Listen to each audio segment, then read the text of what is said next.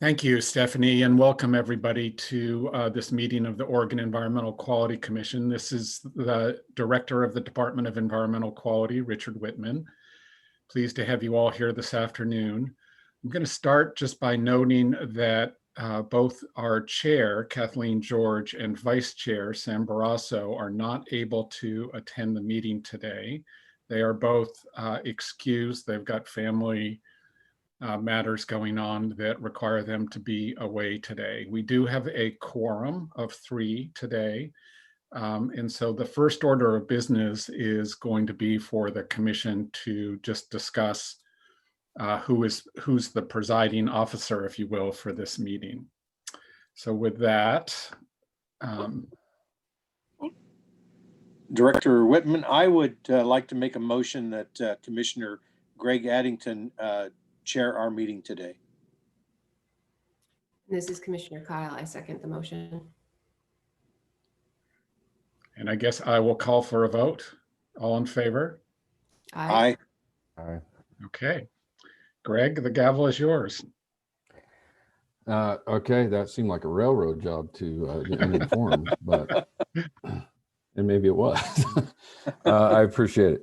Well, I want to welcome everybody to the meeting today, and we've had to make some adjustments on the fly with our chair and vice chair being out, but I think on behalf of all of us, we could send out a congratulations to Commissioner Barrasso for the arrival of his new daughter. So certainly a good reason to miss a meeting. So with that, we will get started on the agenda, and we're going to start with the draft meeting minutes. We have 2 sets of minutes, one from our September 17th and 18th regular meeting, and one from our October 9th special meeting. I suppose we'll take those one at a time. And so I would entertain a motion, if you've had a chance to review the minutes, on approving the minutes of the September 17th and 18th meeting.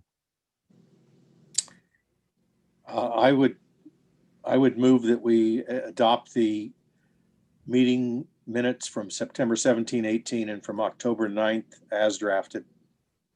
I second the motion. Okay, motion is seconded. Any further discussion? All in favor, say aye. Aye. And any opposed? Motion carries. With that, Director Whitman, we will turn to you on the director's report. Thank you, Greg. So before I start on the director's report, I just want to say something about the agenda for today, just for those who have called in on Zoom to watch the meeting. I'll note that we've postponed a couple of agenda items to the Commission's January meeting, those being an informational report and workshop on work on reducing diesel emissions in Oregon, a proposed action item by rule to adopt or designate 2 new outstanding resource waters for the state of Oregon, one of those being Waldo Lake and the other being Crater Lake. And I believe, yeah, so those items have been postponed until the January meeting, just in case anybody dialed in for those particular items. We also have shortened the meeting for today and our GIST meeting today until 5 o'clock. And then the next regular meeting of the Environmental Quality Commission will be in January. And the dates for that January meeting are January 21 and 22. So with that, let me turn to the director's report. And I'm going to start by giving the commission a report about the governor's recommended budget, which was just issued on Tuesday of this week. So it's hot off the press. And frankly, we are still analyzing details of the governor's recommended budget. So I'm giving you a fairly high-level summary of the governor's recommended budget. Just as a quick reminder for commissioners, this is a multi-step process to adopt a 2-year budget for the Department of Environmental Quality and other state agencies. The final decisions are made by the Oregon legislature, typically in the late spring of every other year. And we are headed into a long legislative session where the legislature will be making biennial budget decisions in the late spring of 2021. So this is the governor's proposal to the legislature for what should be funded. We started this process with DEQ's request budget, and that work began now almost 9 months ago with discussion before the commission about priorities for the next 2 years from the agency's perspective. So we are midway, if you will, through the rather lengthy budget process, and there's still a lot of discussion and still likely significant changes in what the ultimate outcome is. We had a budget forecast issued here about a week and a half ago, 2 weeks ago, and the economic forecast for the state of Oregon continues to be somewhat better than I think many of us expected. And that probably had some influence on the governor's recommended budget. At the same time, we also hear that there is significant uncertainty about our economic future, particularly over the next year, particularly because of the continuing pandemic and the very unpredictable effects it may have on our economy. As an example of that, I'll note DEQ receives about 30% of its revenue from general fund and a general fund and lottery fund. And in particular for lottery funds, where lottery funds largely come through video poker revenue, any restrictions on operations by restaurants and bars tends to have a fairly significant effect on lottery revenue. Just with the back and forth in terms of pandemic restrictions, that's one particular area of our budget that tends to fluctuate right now quite a bit. So with that high level overview, let me give you a first sense of the governor's recommended budget for DEQ. There's some bad news and good news. We have been very public that we expected to receive some reductions in funding for the agency, particularly for the general fund portion of our budget, where general fund revenues are more constrained. And there are some reductions proposed for the agency that are positions that are funded primarily by general fund. The total number of positions that the governor's proposed to eliminate in the agency that are general fund funded is approximately 7 positions that are currently have people in them. So we are talking to those individuals and letting them know that there is a possibility of a layoff following the final action by the legislature toward the end of the spring of this year. Obviously, we want to give people as much notice of potential layoffs as possible. So we're trying to be very transparent about this. That said, I will emphasize that further changes from the legislature are possible, even likely, before we get to a final budget. So with that bad news out of the way, not to minimize it, there are some investments that the governor has proposed making in program areas at DEQ. In particular, I want to mention 3 areas where the governor has proposed additional general fund dollars for the agency. None of these are enormous, but they are important policy areas for the governor. The first is in the area of clean water.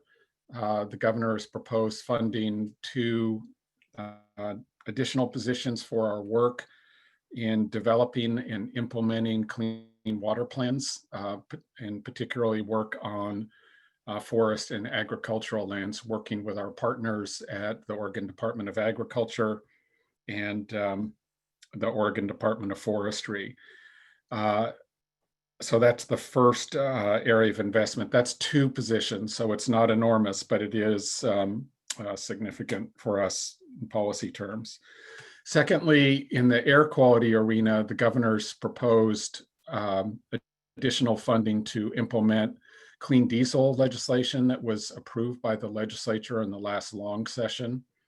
That just a refresher for folks, the legislature approved a certification program for trucks in the Portland metro area in particular, starting, I believe, in 2025, that will require use of cleaner diesel trucks in this area of the state starting at that time. So there is some additional staffing we need to implement that legislation, and that is included in the governor's recommended budget.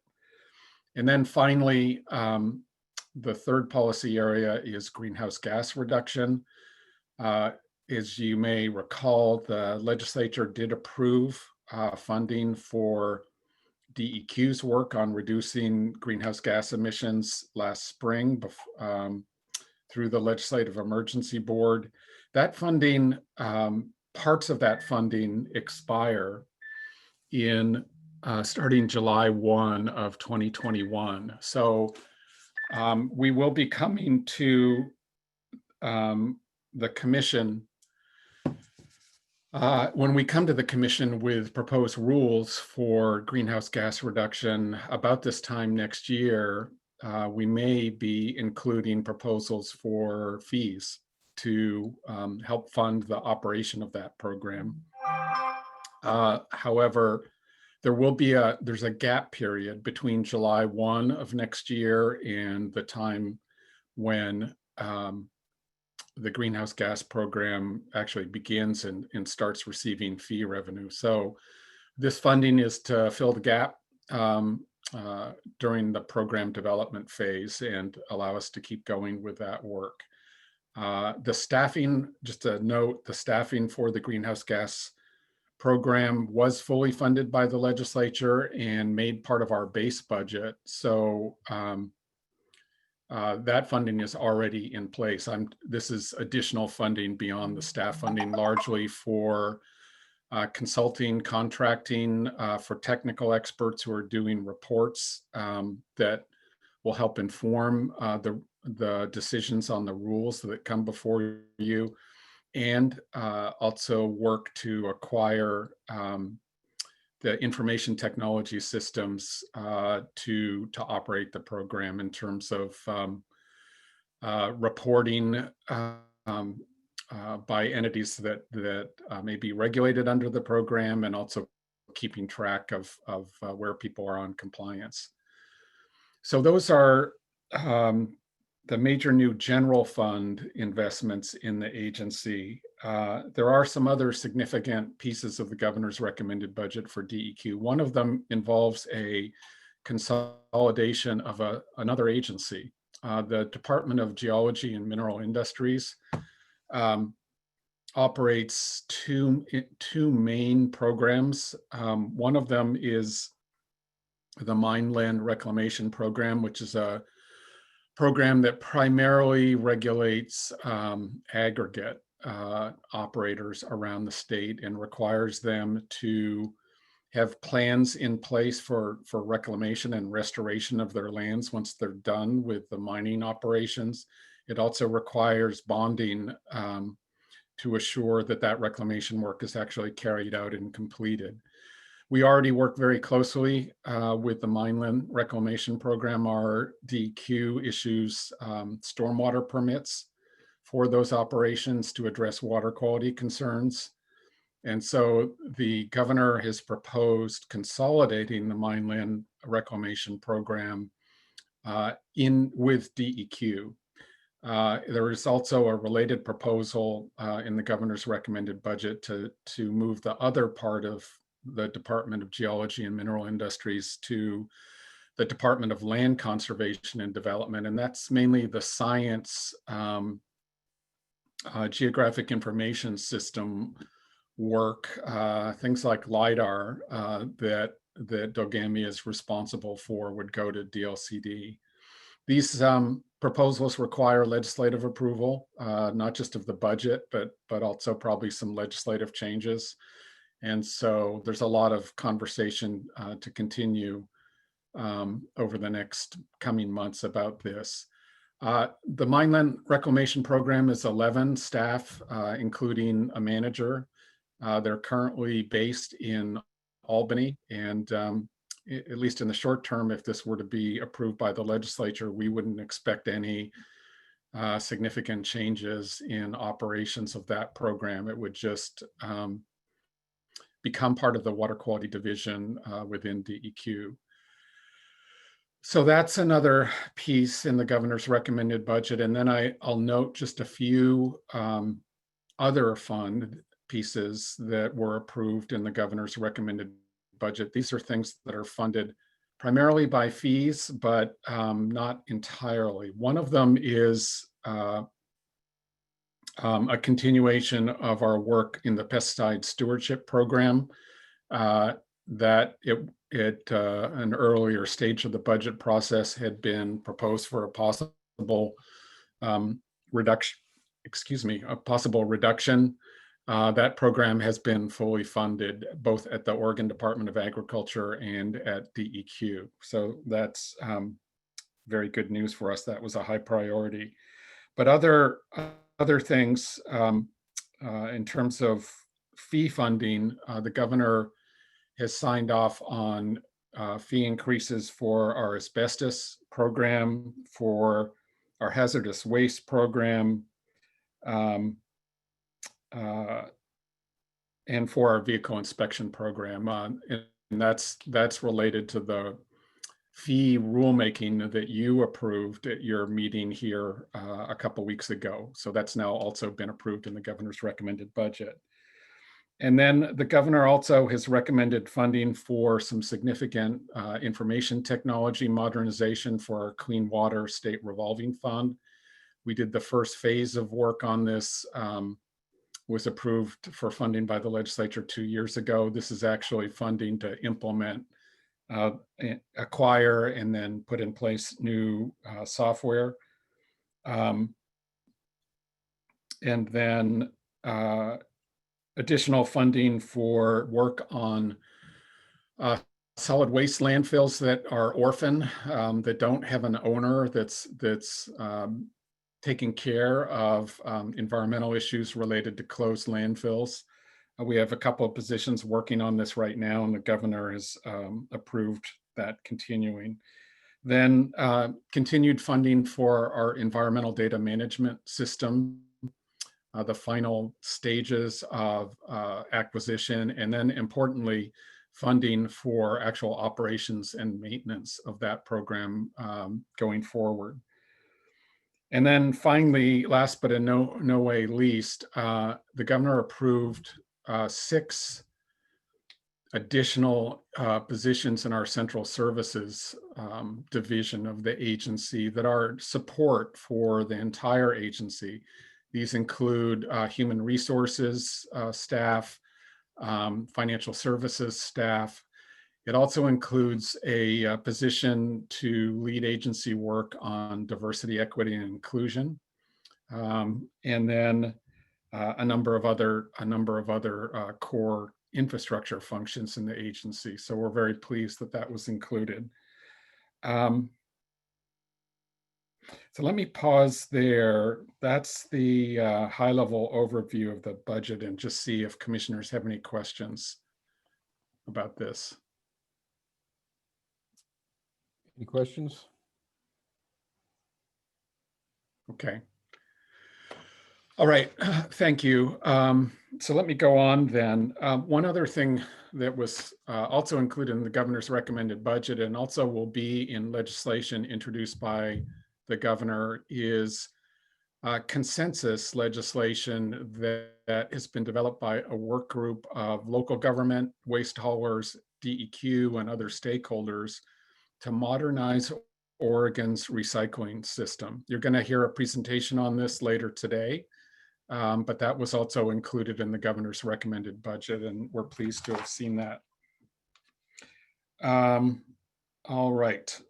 So the next thing I want to cover with the commission is giving you a little bit of an update on what's going on in terms of wildfire response and recovery. Most of this is going to focus on DEQ, but we are working in partnership with local governments, other state agencies, federal agencies, and folks in the private sector responding to the terrible wildfires we had in September of this year in Oregon, in many parts of the state. DEQ's main responsibilities in terms of response and recovery for wildfire are in two areas. First of all, debris removal, and I'm going to come back and talk about that in a fair amount of detail. And secondly, we share responsibility with others around natural and cultural resources and recovery in those areas. So let me start by talking about debris first.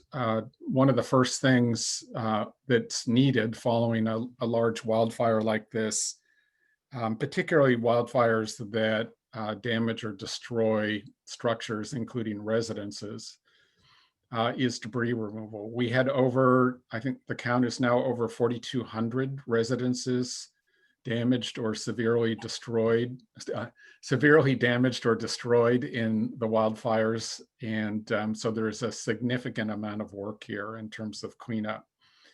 The funding for this work is largely, but not entirely, covered by the Federal Emergency Management Agency, or FEMA. However, large parts of that work are funded by reimbursement. So somebody has to come up with the funding to get the work going and to complete the work largely before dollars come in from FEMA. That's not true of all aspects of the work, but it's true of significant parts of it. So there are cash flow issues as well as other issues with funding. The other aspect of funding is 25% of cost in this category have to be paid by somebody other than FEMA, the so-called non-federal share.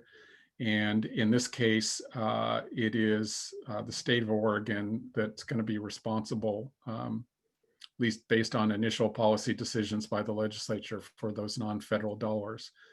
So on debris removal, there are two stages of debris removal work, and maybe three. Well, I'm going to divide it into three. There are kind of three parts to the debris removal work. The first piece, which is almost completed, is removal of what's called household hazardous waste. These are things like propane tanks, chemicals that are stored in structures, ammunition, things like that that present a real, fairly immediate threat to health and safety. For that category of work, Oregon asked FEMA for what's called direct assistance, in this case to have the Federal Environmental Protection Agency come in and with its contracting resources, bring in contractors from across the country to get these materials off of sites that have been destroyed by wildfire. So that work, DEQ is the lead for that work, working with US EPA, and I'm very pleased to say, very pleased with the partnership with FEMA and US EPA. They've just about completed that work. They will remain around for another approximately 6 weeks as individual property owners who hadn't yet agreed to participate in the program continue to trickle in over time.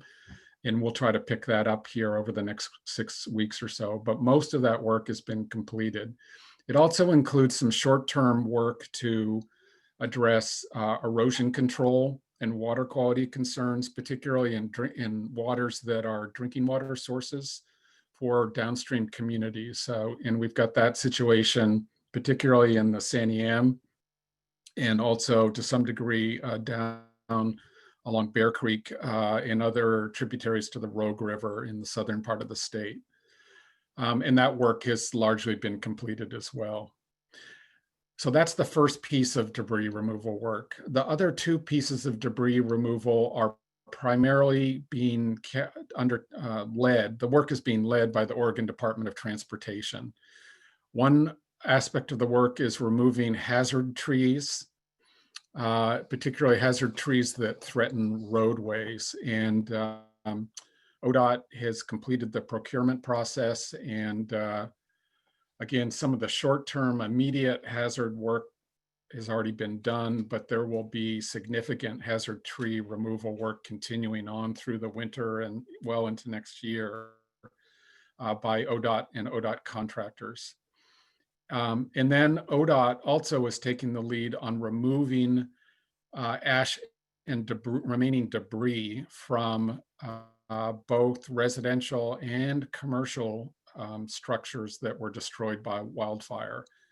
And not all of this is reimbursable or by FEMA. So the state has made some policy decisions to pick up cost here that normally would have fallen to property owners. And that's part of a overall thrust by state and local government here to really try to get these communities ready for rebuilding as quickly as possible.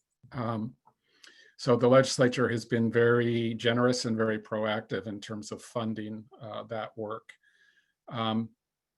So on the ash and debris removal, we're just about done with the procurement part of that work, and contractors will be ready to start actually clearing ash and debris from sites here in the very near future. We're going through some final work with Jackson County and communities down there in around the Alameda fire to clear the way for that work to get underway here within days, I hope.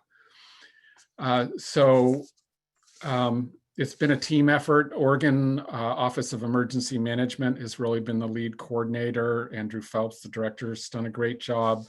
I work on pretty much a daily basis with Chris Strickler at ODOT on this, on debris removal.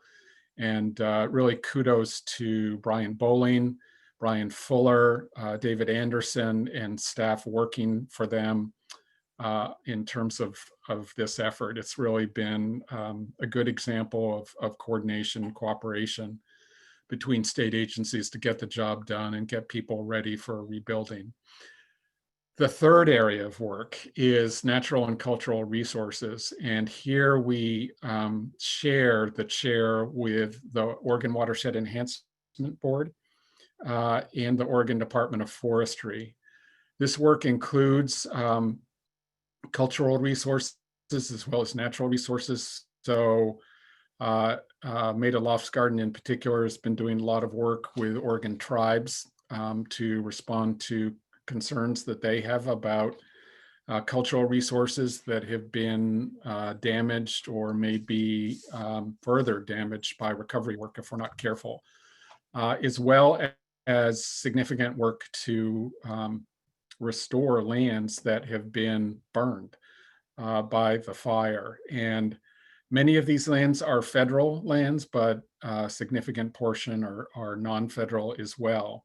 There are not many large sources of funding for this work. So the initial phase of the work has been assessment of what the damage has been and what the highest priorities for restoration work are. That's through a process called ETARTS on non-federal lands. And we've been starting to present the results of that work to communities in each of the wildfire areas around the state. But there are lots of conversations to come about what can be funded in terms of restoration work and what the highest priorities are. So that is the work that is coordinated through this particular Recovery Function 7, SRF 7, and then with each of the local communities that has been affected by wildfire. Again, we've got DEQ staff in each of the basins affected by fire playing important roles in terms of identifying, helping identify the damage and the priorities for restoration are in particular on-scene coordinators and watershed coordinators have been doing a lot of that on the ground work. I asked Keith Anderson, our Western Region Administrator, to be DEQ's representative on the SRF 7 task force. And so he is spending a significant amount of his time doing that work, and my thanks to him also for his leadership there. Obviously, as these communities begin to think about rebuilding, there also are other issues involving DEQ, in particular, water quality issues. Many of these communities have relied on septic systems, on-site systems, and so there are discussions about, does that continue to make sense?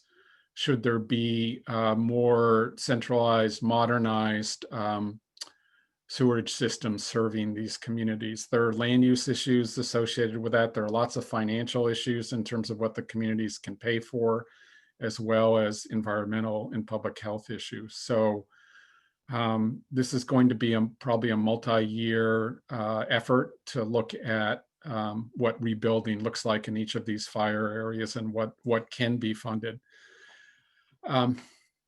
So that's my overview of this work. It is, I will say it's a significant workload in the agency. It has taken DEQ staff and managers away from other work that they were doing to focus on this, given the importance of getting these communities ready for rebuilding. But it will have repercussions in terms of probably slowing some of our other work, particularly in the water quality arena. So I'd be happy to entertain any questions people may have about the wildfire work. Richard, I just wanted to just say a couple of things, and I appreciate that report. That was great. And I can't even imagine really sort of the unprecedented nature of this to the, not just DEQ, I mean, several other state agencies, not to mention local communities. But I mean, it's, I just really want to applaud you and the agency, the staff. I mean, you have the lab working with OHA on the drinking water systems and making sure all of that and turning stuff around in 48 hours to let people know they can drink the water. And I know this is disrupting a lot of people within the agency, and I just want to really acknowledge that. And I don't know how it all works. I don't know where the money all comes from when it, the ash and debris removal, the stuff that you said typically wouldn't be funded. But hats off, because I think it would be easy to, sort of look in the rearview mirror on this and say, yeah, that was a bad thing that happened, and move on with some of our other stuff. But it's super important, and these communities are still struggling. So really thank you to you and the staff. Thanks, Greg. I have to credit Governor Brown as well as legislative leadership, bipartisan leadership, all sides, in terms of really making this a high priority for the state. A lot of the dollars will come from the federal government, but given the size of this and the non-federal share generally being 25%, we are talking about significant state general fund dollars being invested in these communities. I will say this is a good learning opportunity for all of us as we look to the south, to California, and see how wildfire has become more prevalent down there over the last 20 years. It's coming our way. And I hate to say this, but we really need to have our act together, both in terms of how to make our communities more resilient and hardened and protected from wildfire, but also we're going to have more communities affected by wildfire. And so making sure that we've got our act together to rebuild and get communities back on their feet quickly is going to be very important, all the more important going forward. A lot of people don't think of DEQ as being a big emergency response function. But we do have significant responsibilities, as I've just outlined in the report that I've given. So we are learning. We take this work really seriously. It is a really high priority for us. And I try to communicate that down through all the managers and staff and agency, and everybody has rolled up their sleeves and really is getting the work done. Great. Any other questions on that? Okay. Okay. I'm only going to hit a few other topics, and then I'm getting close to the end of my time here on the agenda. But I do want to highlight a couple of things that are in the written director's report. The first of those is with regard to some rulemakings that are coming. One of those is a rulemaking around methane emissions from landfills. If you'll recall, this was a piece of the governor's executive order on climate change, where we were asked to update Oregon's regulatory program for landfills to make it be as stringent as neighboring states. That rulemaking is about to get underway and will be coming to the commission in 2021. We also have a rulemaking going on in,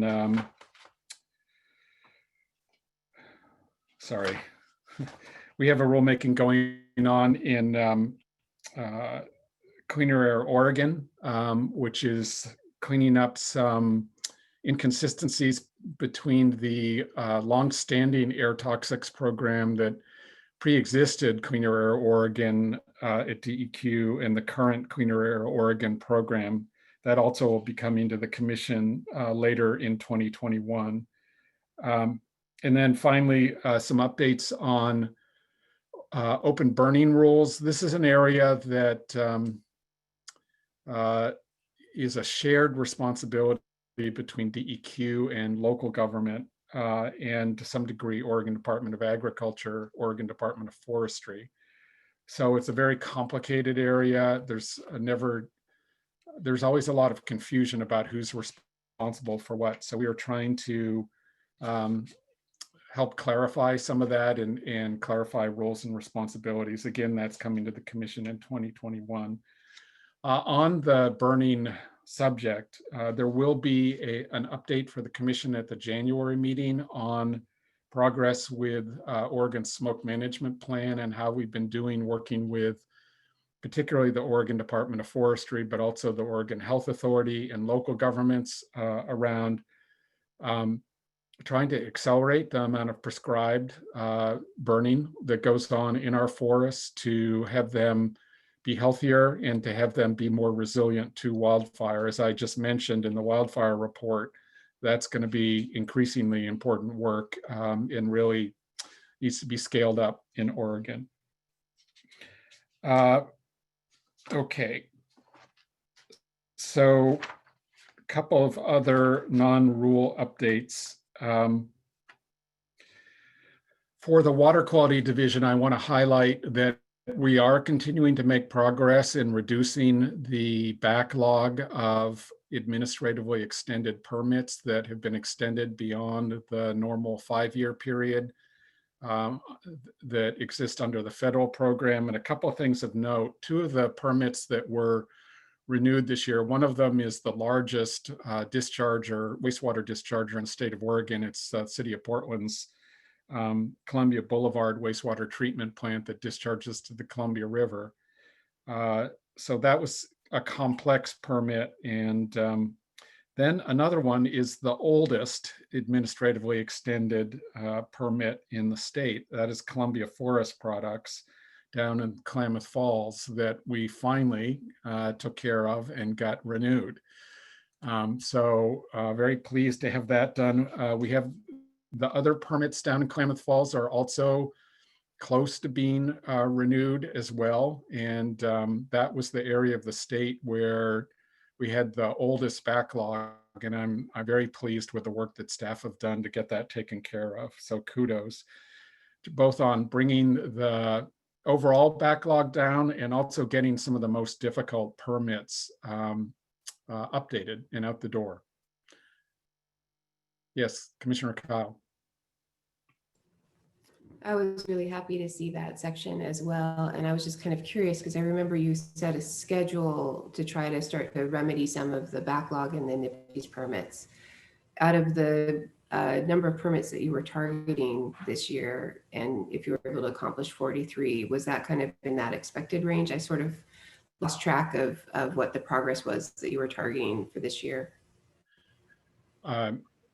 Commissioner Addington, Commissioner Kyle, I'll have to get back to you with specific information on that, but overall, we are on the overall schedule that we set, which is a 10-year schedule to bring this backlog down to the point where it's within the norm for other states that are operating this program for the federal government. And so we're ahead of where we have to be under that schedule.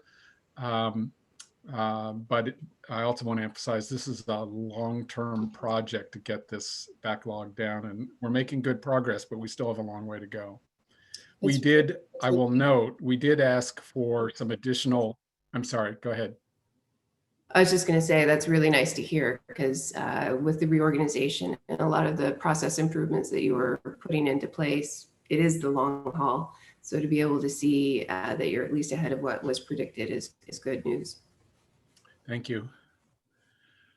Okay, so I'm going to shift to the air program and kind of a similar story here. We have a backlog in air permitting as well, and the Secretary of State audit that was done in, I think it was 2017, might have been 2018, provides a lot of detail on that backlog.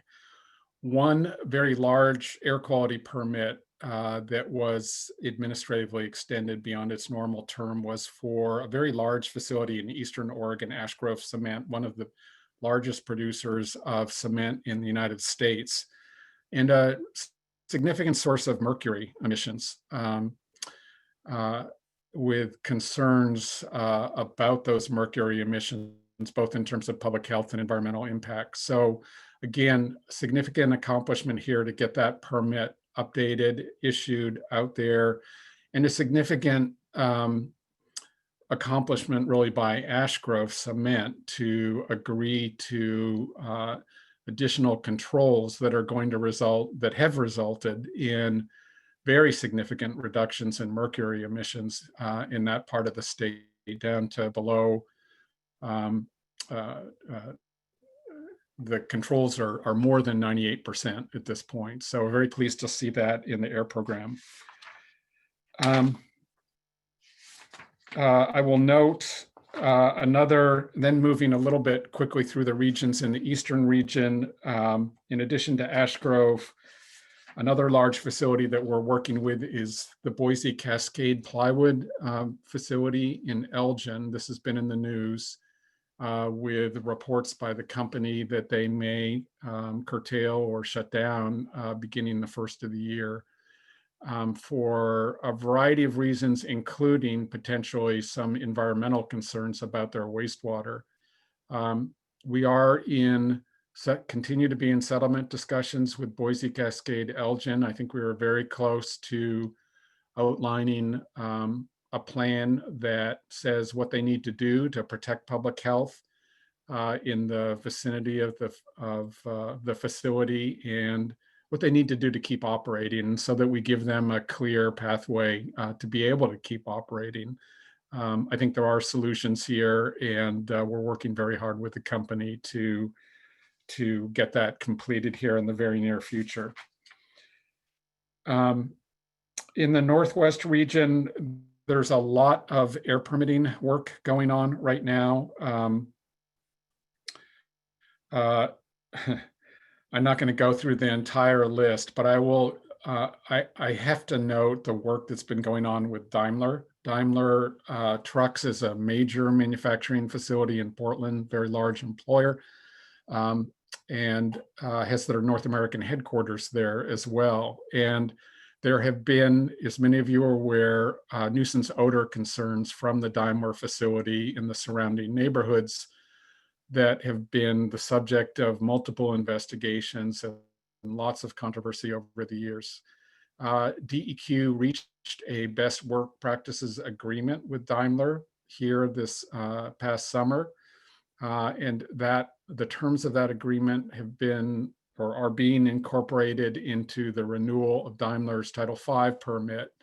We're very pleased with that work. We've been keeping the community informed about that agreement as well, and I think people are generally satisfied that this is a solid step forward that gives the company some certainty around requirements, and also will improve conditions in the surrounding neighborhood in terms of some of the issues that have been there over the years.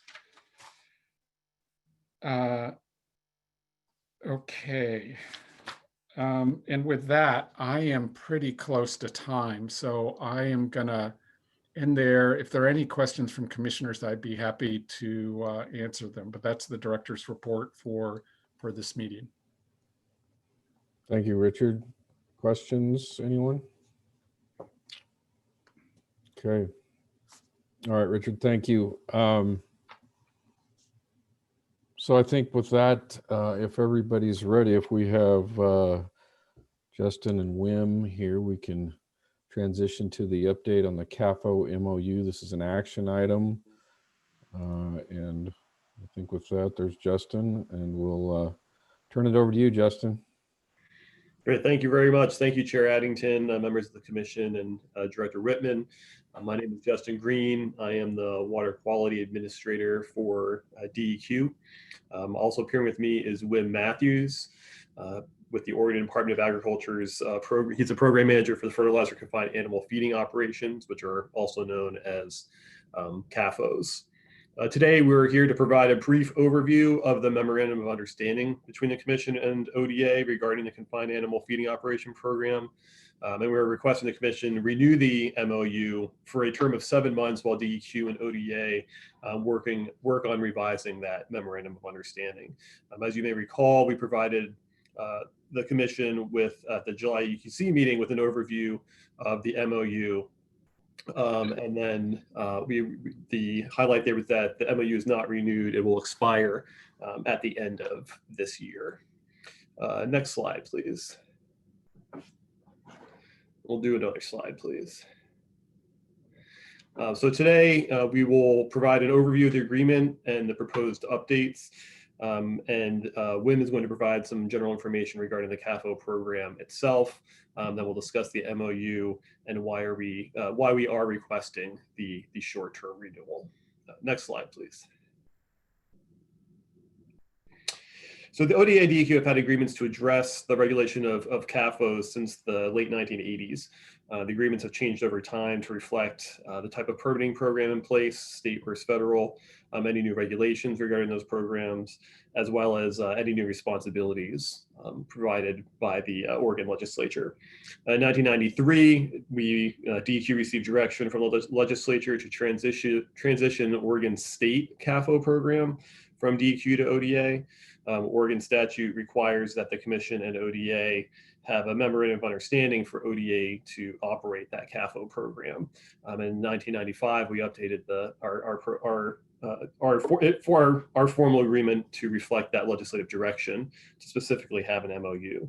In 2001, DEQ and ODA received authority from the legislature to transfer the federal Clean Water Act permit program for CAFOs from DEQ to ODA. And 2002 and subsequent MOUs reflect that option. Other changes that have taken place over time to the MOU have been updating federal public notice requirements, electronic reporting, and inspection frequency targets, stuff like that. And the framework for the general framework for the roles and responsibilities in the MOU remain consistent. More recent updates just provide clarification on the CAFO program. So I'll turn it over to Wim with ODA, Wim Matthews, to discuss ODA's CAFO program. Okay, well, good afternoon, Chair Addington and members of the commission, and thank you so much for indulging us in this conversation. So a little bit about the CAFO program in Oregon. It has been around for a long time and has been defined in ODA's CAFO Division 74 rule. And this definition defines CAFOs in Oregon, which are a unique group of facilities kind of defined only in Oregon, and then all of those facilities that are defined by the federal government, because this is a federal NPDES permit. So the concentrated, confined feeding or holding of animals or poultry in buildings or pens where the surface has been prepared with concrete, rock, or fibrous material to support those animals in wet weather is the first thing you have to check off the list. That site then has to have water treatment works, wastewater treatment works defined in DEQ's rules, or those facilities are discharging any waste into waters of the state. And I would mention the waters of the state definition for Oregon include surface and groundwaters.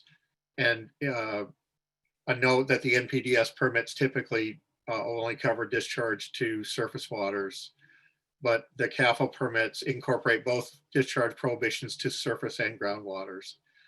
And then the way the state pulls in all of those federally required facilities that are defined as concentrated or described as concentrated animal feeding operations are through the last sentence there, which takes in all of the 40 CFR facilities.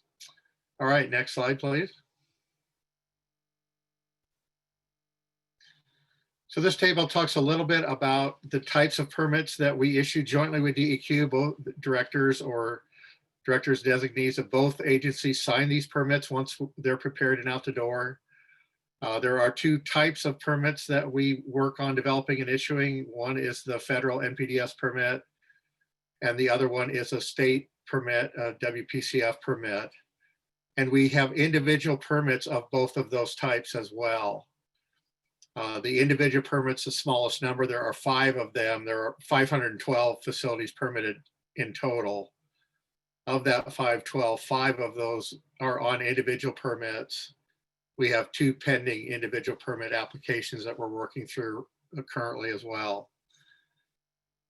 The WPCF permit will not allow for discharge to surface waters.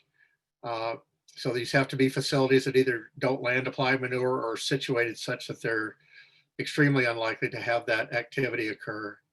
There are 138 of those 512 total CAFOs registered under the WPCF general permit, and that will expire in 2025.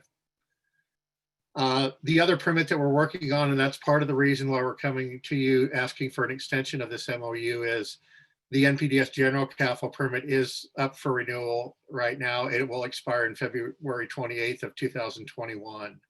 So the agencies are currently working on renewing that, and as part of that work, discovered things that we felt would make the MOU a better document. And so that's part of the reason we're coming forward with the extension.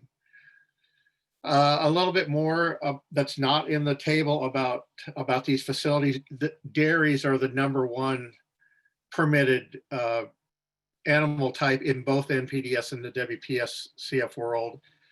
54% of the NPDES permittees are dairies, and 35% of the WPCF permittees are dairies.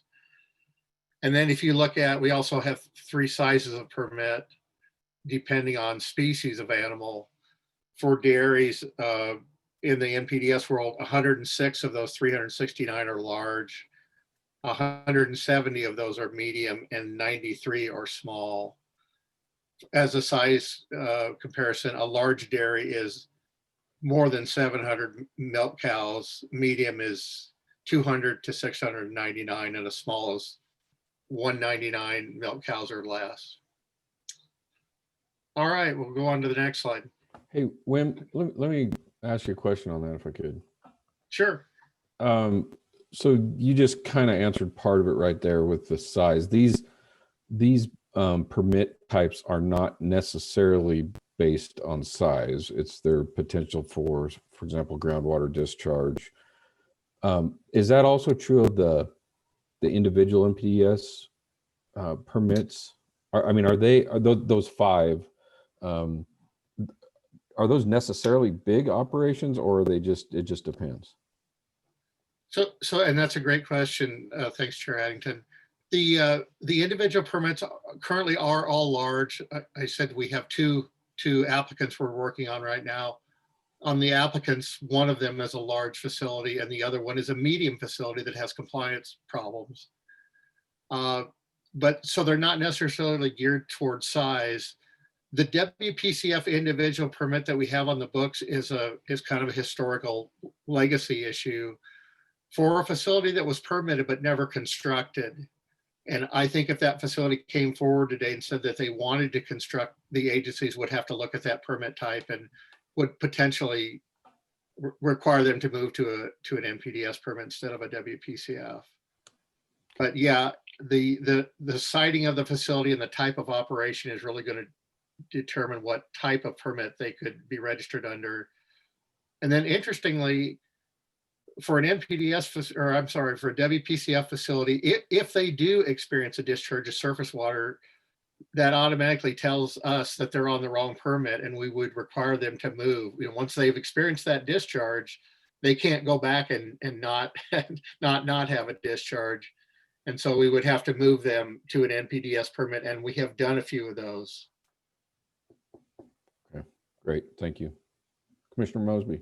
Yeah, Chair Addington, question for Wynn. Wynn, of the 500 plus permittees, how many are poultry? Because I don't think of Oregon as having a big poultry industry. And then the second question is, of these permittees, I know of at least one that generates energy with waste. How many of these permittees are also in the energy production business? Sure. Commissioner Mosby and Chair Addington, I'll answer the second question first. So currently there are 5 facilities that have energy projects, all digesters on their facility. Not all of them are currently turning the generator and making electricity, but they have the ability to do that. I think today 3 of those 5 are generating electricity. And then on the poultry question, there are roughly 40 poultry permits statewide, and you're correct that we don't have a huge number of those. They actually divide into 2 different groups that are pretty distinct, though. Fairly large facilities where you're talking about 200,000 or 300,000 to 1 million birds, and then a new group of permits that are coming along, which are kind of quasi pasture raised facilities where there are 2 or 3 or 4 or 5,000 birds. And the reason that we issue the permit there is because they're slaughtering the animals, and the slaughter waste creates the liquid system. It's really not the chickens in the pasture. It's their needing coverage for their slaughter facility under some type of permit, water quality permit. Okay. All right, go ahead, Wynn. All right, Stephanie, if we can go to the next slide, please. All right, so the program currently, actually, I have to make a correction on this slide because now we're down to 8 FTEs. We lost 1 inspector due to COVID budget response that our agency did. But our program staff of 8 still works 100% of our time on compliance activities, is how we describe it. The main things that we do is work with DEQ to draft permit documents and do public notices on those activities to issue permits or renew permits. We conduct all of the inspections on those facilities. We're currently trying to maintain 1 inspection every 10 months out of the year, which moves us around the seasonal calendar, if you will. So we're not looking at the same facility on a sunny day every time we're there. We're trying to see them through different seasons of the year. That's been a challenge with COVID, as I'm sure you're aware, with other agencies, to keep that work up. If we find people out of compliance, we have a progressive compliance set of tools that we can use, and ultimately leading to fines and or permit removal. The oversight that our agency provides in concert with the EQ folks is for a diverse group of permittees that have a lot of different animal types and systems and weather conditions across the state. So we've got facilities in a 100-inch rainfall area and facilities in an 8-inch rainfall. A dairy in a 100-inch rainfall area is a very different facility than a dairy in an 8-inch rainfall area. And again, we do routine inspections and the follow-ups and other related inspections we need to do to keep track of these folks. In our 2019 report, we did a little over 760 inspections of all types across a little over 500 permittees. So that gives you an idea about, it's not quite 2 inspections per permit per year, but it's more than 1. And then we do provide technical assistance. We always have people inquiring about how to come on board permits. And then people that are on permits, how do they maintain their compliance? So it's a compliance assistance activity. And then, yeah, ultimately enforcement action, and sometimes enforcement action in conjunction with DEQ and or our EPA partners when needed to achieve compliance.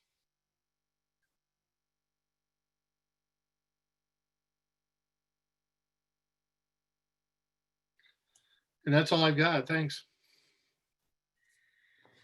And so the Chair Addington, members of the commission, the member of understanding establishes roles and responsibilities of DEQ and ODA for managing water quality permits related to the CAFO program. ODA's responsibilities, as Wim outlined, include on-the-ground compliance work, inspections, complaint investigations, technical assistance, as well as permit development. DEQ's responsibilities include providing technical support to ODA as needed and requested, developing and updating administrative rules for a variety of permitted facilities, and maintaining delegated authority from EPA for the NPDES program. The agencies work together in developing and issuing water quality permits, both general and individual. Next slide, please.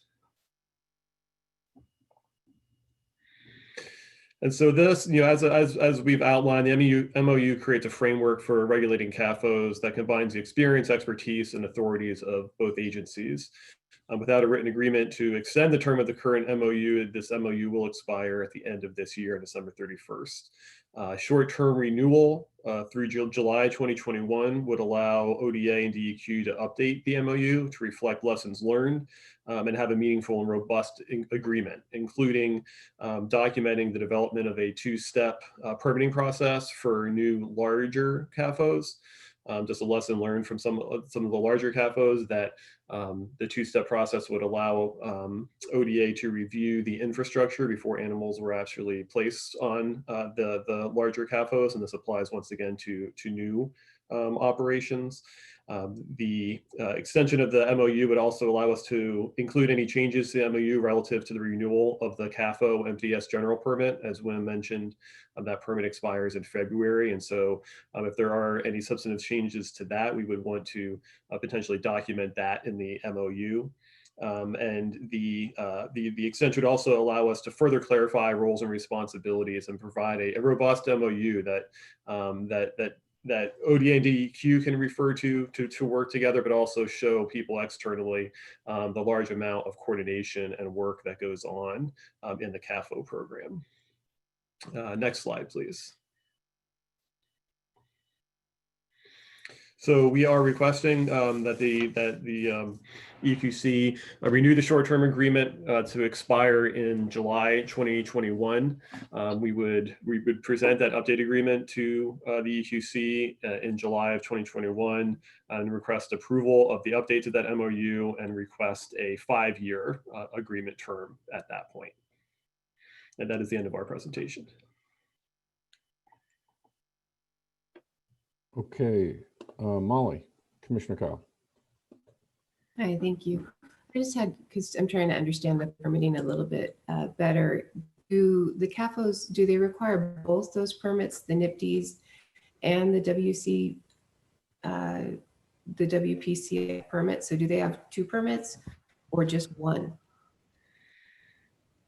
So Commissioner Kyle and Chair Addington, each CAFO only requires 1 permit. And so ODA makes the decision as to whether it's the WPCF program or the NPDES program? That's correct. In consultation with DEQ, correct. Okay, and then kind of the question I have there is, are they the similar requirements? So that's a great question. They are 98% the same. There are some differences where the NPDES permit has conditions in it that the WPCF does not, and protections that that permit provides that the WPCF does not. Okay. And so who makes the determination as to whether it's the NIPDs or the WCPF? Is that ODA? Is that DEQ, or is that a consultation between the two? So I would say generally, Commissioner Kyle, how that works is that ODA usually makes a preliminary determination and then has consultation with DEQ on that outcome. Okay, because I'm kind of reading through the report, and so I'm trying to understand the difference between what the Section 8, which would be the ODA responsibility, and what Section 9 is, which is the DEQ responsibility. And that helps clarify how those sections flow together. Thank you. Sure.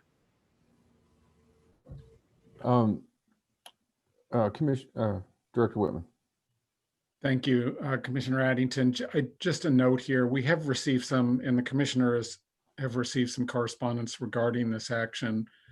Generally raising policy issues about the nature of the shared program between the agencies. And I think what I would say after having re-reviewed the letter in preparation for this meeting today is many of the issues that are raised in the letter are issues that we are addressing as part of the renewal of the MOU, the more substantive changes to the MOU that we'll be bringing before the Board of Agriculture and the Environmental Quality Commission in July of next year. And there'll be more opportunity for comment and public process around those changes at that time.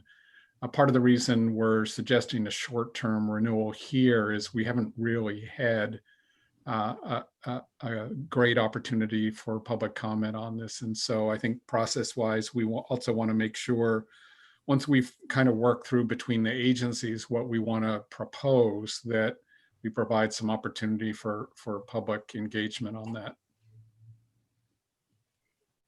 Thanks. Thank you, Director. Commissioner Kyle. Yeah, if I can just ask a follow-up question, because MOUs do evolve, and there has been some experiences, particularly with large CAFOs, that were kind of a learning opportunity, to put it lightly. How did the MOU evolve to kind of take into consideration what was happening up in the Columbia Gorge? Commissioner Kyle and Chair Addington, a great question, and that is one of the reasons why we're requesting this renewal, is that ODA and DEQ are discussing the details of a two-step permitting process for new larger CAFOs, so that the ODA would be able to inspect the facility after it's constructed, but before animals were actually placed on the property, to ensure that the infrastructure was in place to handle the animals, and then another inspection could occur once the animals were actually placed on the new large CAFO. So that's an evolution from the previous MOU. Correct. Thank you.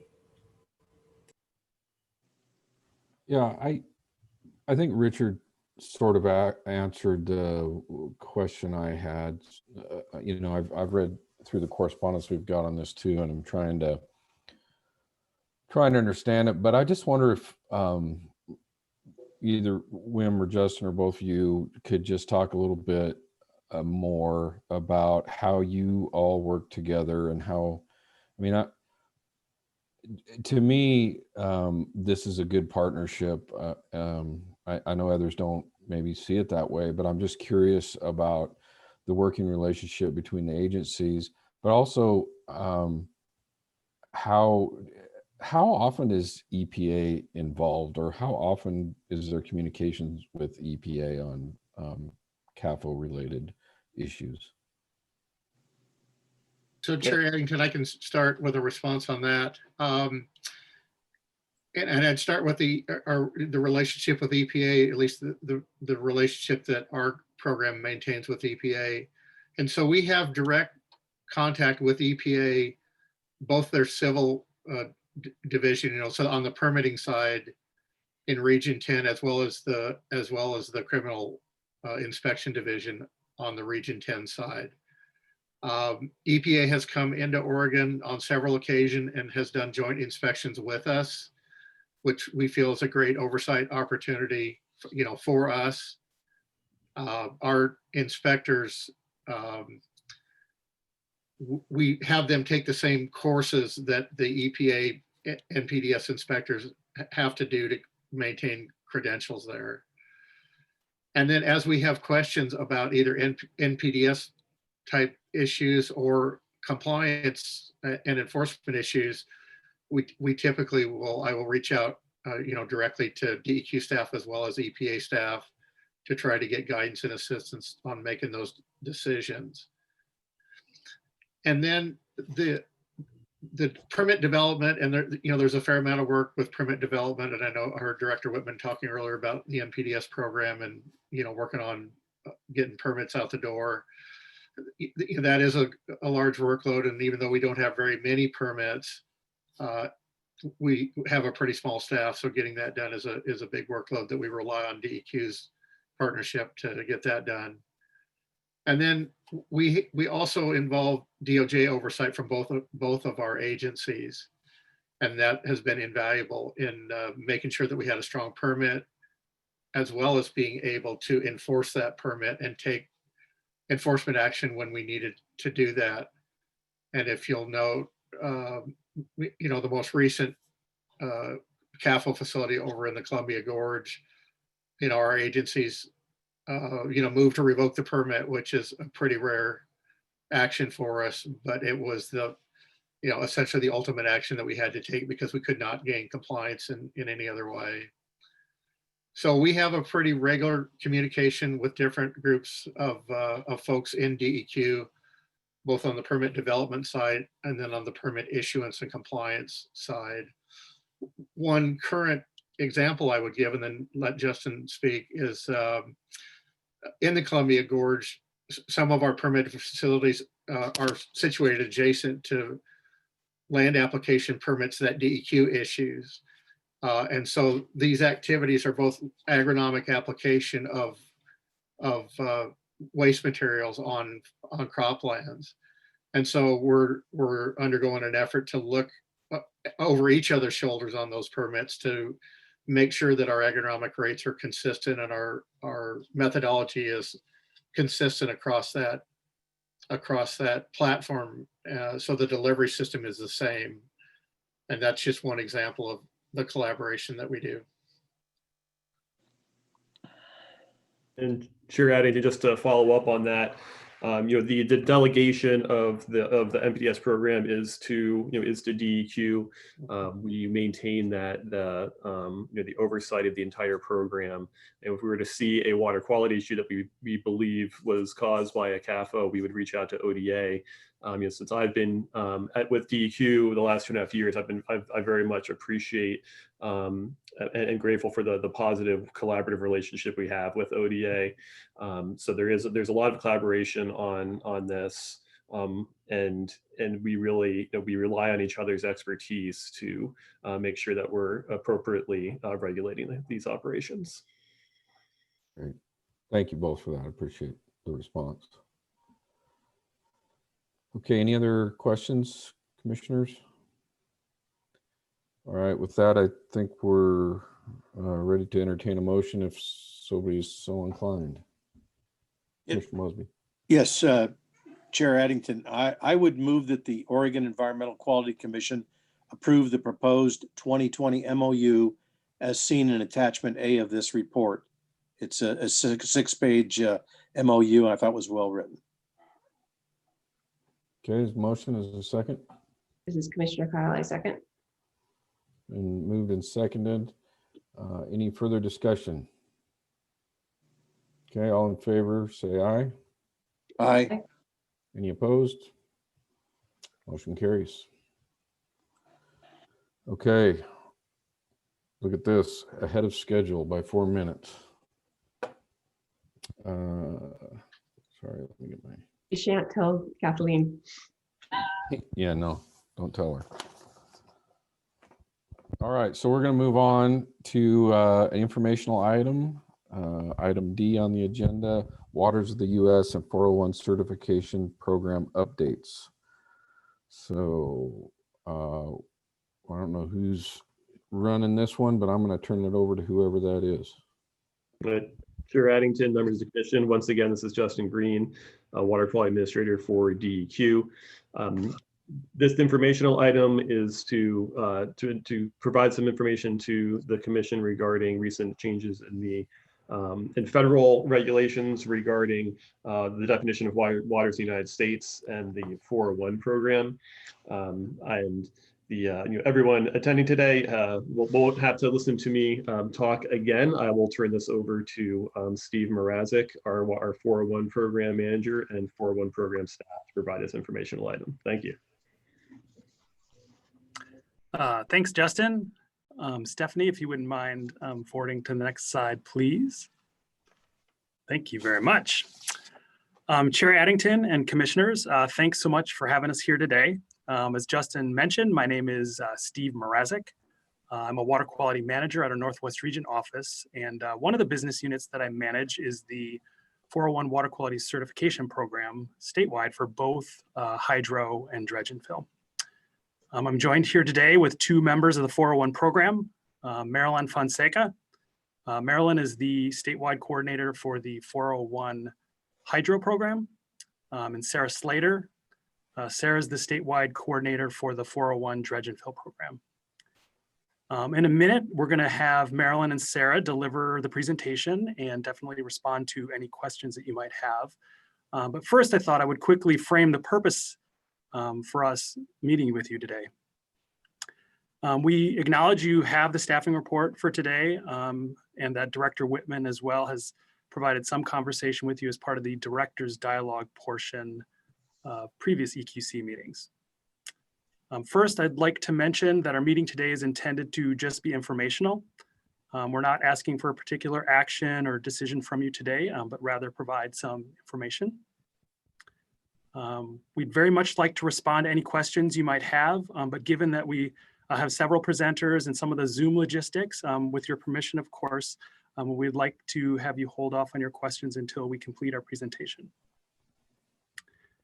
There are a couple of parts to the presentation today. We'll start with a high-level overview of Section 401 of the Clean Water Act. Marilyn and Sarah will then talk more specifically about the 401 hydro program and the 401 dredge and fill program. After that, the team will discuss some of the recent federal rule changes that have impacted the 401 program. What has changed and what is Oregon doing about that with respect to those changes? And I guess finally, as we're all aware, wildfires have certainly impacted areas throughout Oregon, and we want to acknowledge the 401 program and actions that may occur within these wildfire areas and what our touch point may be. So with that, I will turn it over to Marilyn. Thank you. Next slide, please, Stephanie. Thank you. Thank you, Steve. Good afternoon, Chair Addington and commissioners. Section 401 of the Clean Water Act requires applicants for federally licensed projects that may discharge to seek a water quality certification from DEQ. Section 401 gives states authority to regulate federally licensed or permitted projects, and that is the intent of Section 401. DEQ implements state rules and Oregon statutes with this program. Water quality certifications contain conditions which ensure compliance with state water quality rules, and the project applicant must comply with the conditions to protect water quality. States can deny a certification if the project can't meet the state water quality rules. Under Section 401 of the Clean Water Act, the federal license or permit cannot be issued if the state denies the certification. Next slide, please.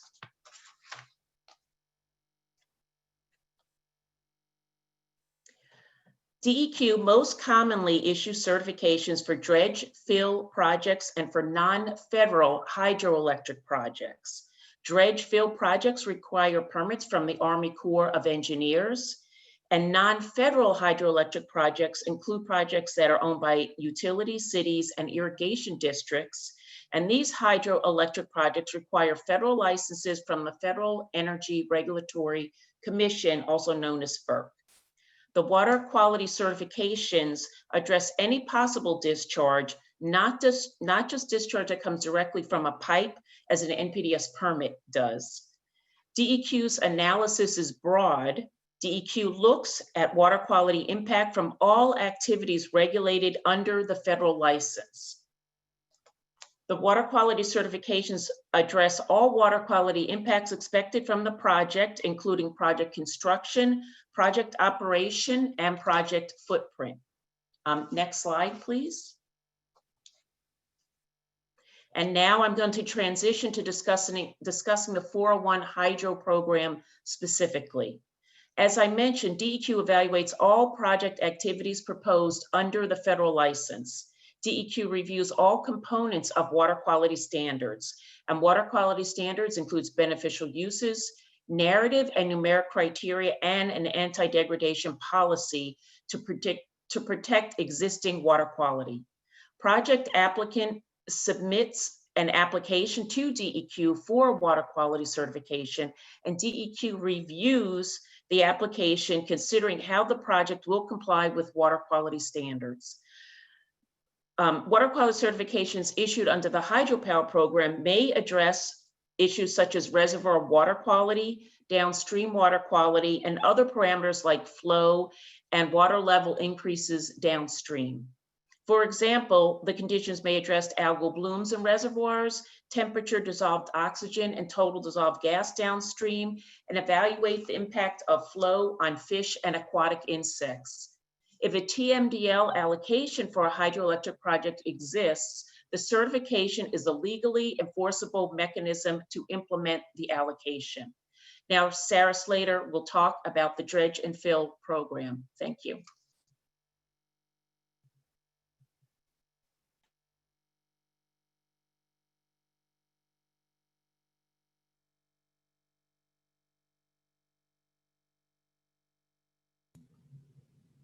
Are we having technical issues?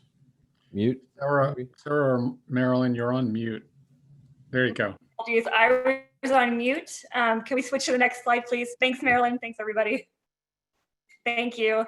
For 401 dredge and fill, the need for certification is triggered by the discharge of material into federal waters. This material could be clean material for a new building, a culvert for a road crossing, or dredge material that is placed in a waterway for disbursement and disposal. The types of projects the dredge and fill program looks at varies from new subdivisions, industrial and commercial facilities, bridges, port dredging projects, and road projects, to stream and wetland restoration projects. The program certifies approximately 300 to 400 projects per year. Just as Marilyn described with 401 hydro, 401 dredge and fill also reviews a project relative to state water quality standards, including the construction and operation of the project. 401 dredge and fill considers all waters that may discharge from a site and must ensure that these waters meet water quality standards prior to entering a state or federal waterway. 401 ensures that stormwater and discharges off the site after construction will meet these standards through the review of a post-construction stormwater management plan. The stormwater must be treated for the life of the facility. In addition, 401 will review dredging and disposal plans for dredging projects to ensure dredge material is being placed appropriately, whether it be in water or in uplands or in a landfill. The program regularly coordinates with internal and external partners to ensure other rules and laws are being complied with, including any mitigation requirements, TMDL requirements, cleanup program requirements, and our stormwater program. Next slide, please. And now we're going to transition into some of the new rules that have been impacting the 401 program in the last few months. These include the new EPA 401 rule, as well as changes to what the federal government considers to be a waters of the US, otherwise known as WOTUS. Next slide, please.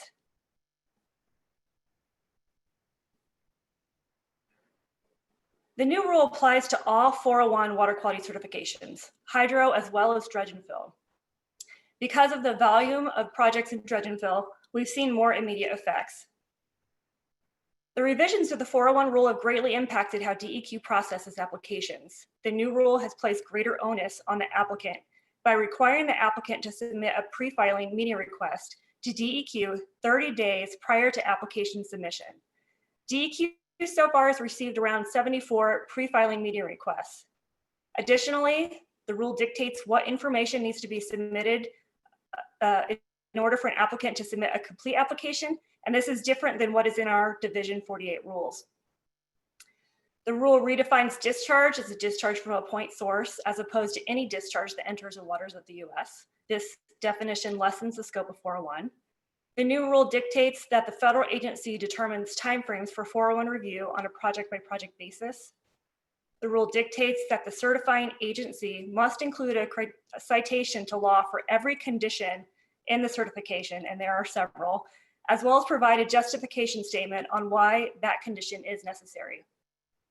And then as far as enforcement, the rule allows DEQ to inspect the facility only once and prior to the initial operation. The federal agency is then responsible for enforcing certification conditions. Next slide, please. Okay, so moving on to WOTUS. So the new WOTUS rule includes many types of waterways from federal jurisdiction. This includes ephemeral streams, and these are the streams that flow only as a result of precipitation. Closed basins, so a lot of our Eastern Oregon waterways, many wetlands, including vernal pools, which are designated as critical habitat for 15 animal and plants listed as threatened or endangered. Next slide, please.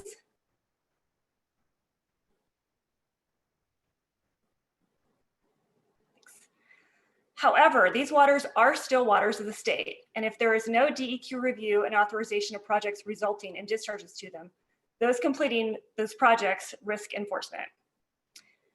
So far, the rule change, since the rule change in June, we've seen about 17 projects where the Corps would have taken jurisdiction prior to the new rule. I have a couple examples. So in one example, the 401 program was working on a project in Portland that had 6.5 acres of federally jurisdictional waterways. After the rule change, the Corps determined that none of the wetlands were jurisdictional anymore. Because these waters are still waters of the state, and DEQ must still ensure a project will not violate water quality, DEQ worked with the applicant on a mutual agreement order in lieu of permit. DEQ was able to review the project to ensure conditions were put in place to allow the applicant to do the construction without violating water quality standards. In another example, an applicant proposed a 30-home subdivision that would impact an acre of wetlands. All wetlands on the site were previously federally jurisdictional, but again, after the rule change, none of the wetlands were federally jurisdictional. This particular site is not in an MS4 community, so DEQ worked with the applicant to ensure proper post-construction stormwater management facilities were in place. And additionally, negotiated with the applicant on buffers surrounding unimpacted waters, with the applicant suggesting that a deed restriction be placed on these buffers. These protections would not have been in place without DEQ's involvement and subsequent mutual agreement order in lieu of permit. And now I'm going to hand it over to Steve Mrazek to wrap things up for us today.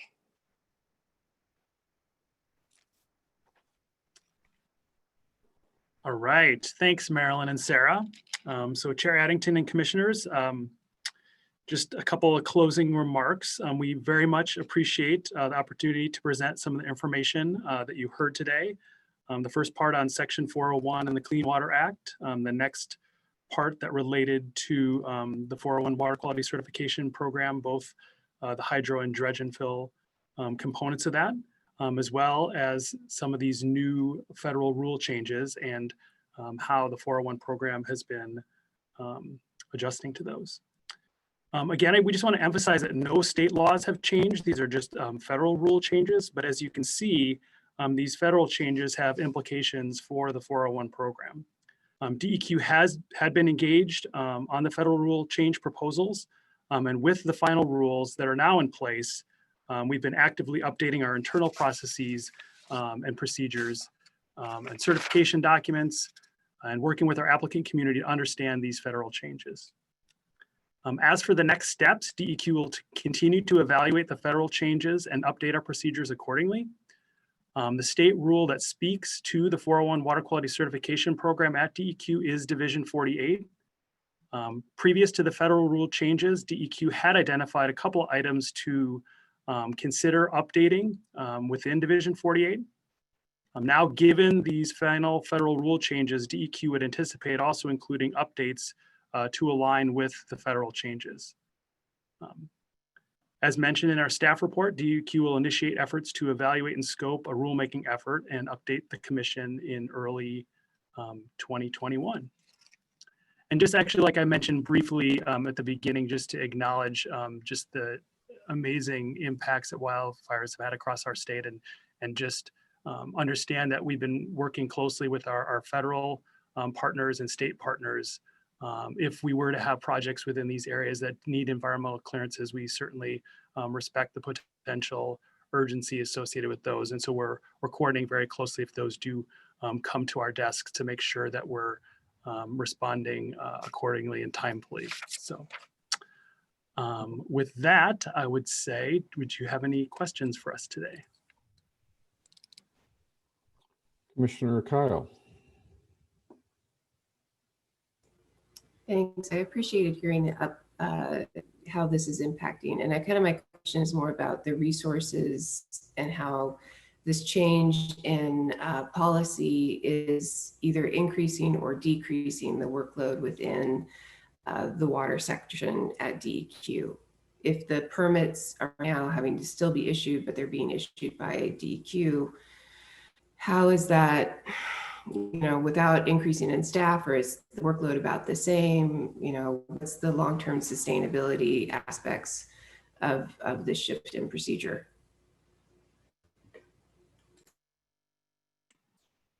Yeah, Commissioner Kyle, I can take a first crack at that. So yes, with, for example, the federal rule change relative to the WOTUS changes, it's allowed us an opportunity to evaluate this mutual agreement and order, but that is slightly different procedurally, and it's required us some additional time and resources to address that. Similarly with the EPA 401 rule, as Sarah had mentioned earlier, for the dredge and fill side, and actually the hydro side as well, although we haven't had as many of those in yet. The pre-filing requirements, the other procedural requirements, requirements to kind of update those aspects of what we do, as well as kind of our IT systems. So yes, it's definitely increased the amount of work that we're working on.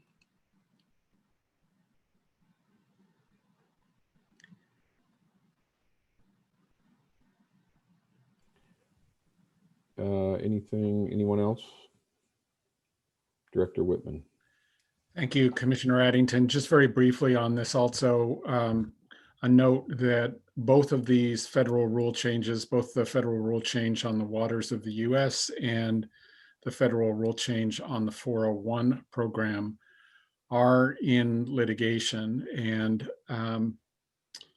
we've had a lot of instability, particularly on the waters of the US definition over the past several administrations. So part of what we're trying to gauge here is just what is the long-term for particularly the waters of the US aspect of the Federal Clean Water Act, and is it likely to change again or not? Or is this most recent change, something that's likely to be in place for a long enough period of time that we really need to propose some rule changes in the state program to the commission rather than trying to deal with this in a more ad hoc fashion.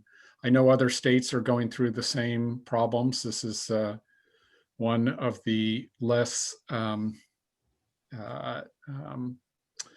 well-functioning aspects of cooperative federalism in terms of our relationship with US EPA, but we'll get through it. And in the meantime, I want to assure you, staff, I think, are doing a great job working with the development community to provide some stability and predictability for the development community. At the same time, we protect important resources for the state. And so we'll be back to the commission with a more complete proposal on how to go forward here in the not too distant future. But we thought this was important enough that it warranted bringing this proposal to you here today. Thank you. Thank you, Director. I just had one maybe quick, was just at the beginning of the presentation, and Marilyn, I think it might have been you, but could you just talk about on the hydro projects?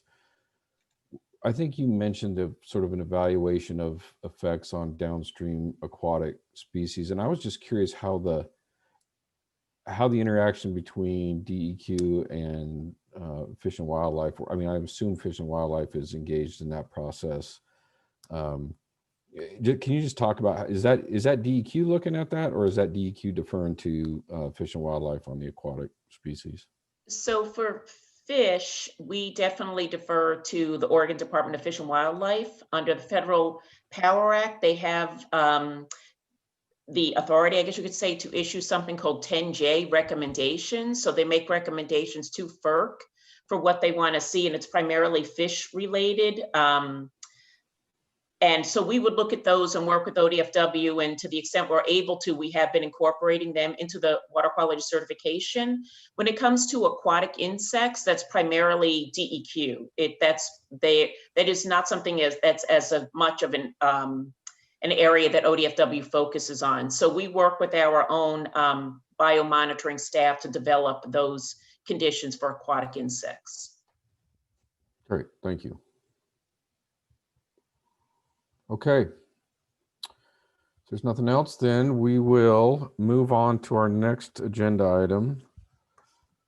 Then we'll have a break after that. So this is item E, discussion and follow up on the Rules Advisory Committee for the Greenhouse Gas Cap and Reduce Program. Richard, do you want to lead off on this? I will, Commissioner Addington, thank you. Appreciate it.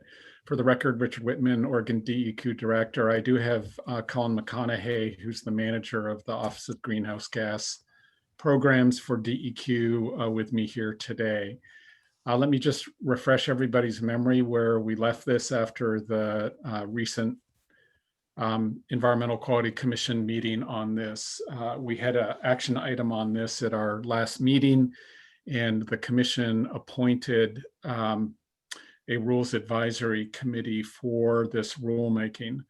To give a little bit more context, we held an application process, widely publicized, for people who were interested in serving on the commission to submit letters of interest by a particular date. We had over 80 applications for the committee. The department made a recommendation to the EQC at your last meeting for Rules Advisory Committee with approximately 31, I believe, members. So a pretty large Rules Advisory Committee. This is a very significant rulemaking. It's one of the most significant rulemakings that the Environmental Quality Commission probably has ever undertaken. These rules probably will impact, to varying degrees, almost all Oregonians in one way or another. So it is very difficult to kind of pick and choose interests for the Rules Committee. The Commission made a decision at the last meeting, as I said, to appoint a Rules Advisory Committee, and we have sent out letters to the individuals who were on that list, informing them of their appointments and inviting them to the first meeting of the Rules Advisory Committee in mid-January. The Commission also indicated that it wanted to consider possible additions to the Rules Advisory Committee and invited, in particular, Commissioner Addington to look at the names that had indicated interest in serving on the Rules Advisory Committee, and to come back to the Commission at this meeting with a possible addition to the Rules Advisory Committee. We've also received a couple of pieces of correspondence since the last Commission meeting, including one from the Oregon Trucking Association, which I'll talk about in a minute, and another from a coalition of environmental groups, both really advocating for an additional member for the Rules Advisory Committee. I've looked carefully at both letters, and I will say, and this is obviously subject to discussion in the commission, but I will say, particularly the letter from the Oregon Trucking Association really advocates that there is not yet sufficient representation of the freight industry on the Rules Advisory Committee. I will note that freight is one of the largest sources of greenhouse gas emissions in the state of Oregon, and it's a subsector, if you will, that is continuing to grow. It is driving, no pun intended, the continued growth in transportation greenhouse gas emissions. So I leave it to the commission for discussion about that, but I think Commissioner Addington also has an idea about a specific addition to the committee to better represent interest from working lands, which also has been an interest that other commissioners have expressed interest in as well. On the size question, we are at a very large Rules Advisory Committee at this point. We do have some good professional staff who have been working on public engagement around this rulemaking now with us for over 6 months and have done a great job. We're getting regularly 100 to 150 participants in workshops on these rules. We had a workshop on possible rule scenarios that Colin and staff presented earlier this week, and we had over 150 people participating. It was a great engagement, a lot of good discussion. So I think I would say from the staff perspective, we can handle a committee that is a little bit bigger, and we leave it to the commission to make final decisions. We do want to tie this down today so that we can get the final list done and individuals who are or are not on the committee notified and get them prepared for the Rules Advisory Committee meeting starting in mid-January. I think I'm going to end it there and see if there are any questions from the commissioners. Commissioner Mosby. Yes, I received correspondence also. And, when I take a look, we've got a large group on this RAC. Each one represents, 3% of with over 30 people. And it became clear to me when transportation is over 40% of our emissions problems, and the major portion of that is the diesel emissions from mainly from trucking and maybe the bus industries. Only having one transportation member on the RAC, I think is way too low. I mean, they represent 40% of our problem, and yet they only have a 3% representation. And so I would really like, Greg, I know you were looking at adding an ag person. I would like to add one additional person. And I was moved by the Oregon Trucking Association. I think we ought to consider Jana Jarvis as also a potential member of this RAC.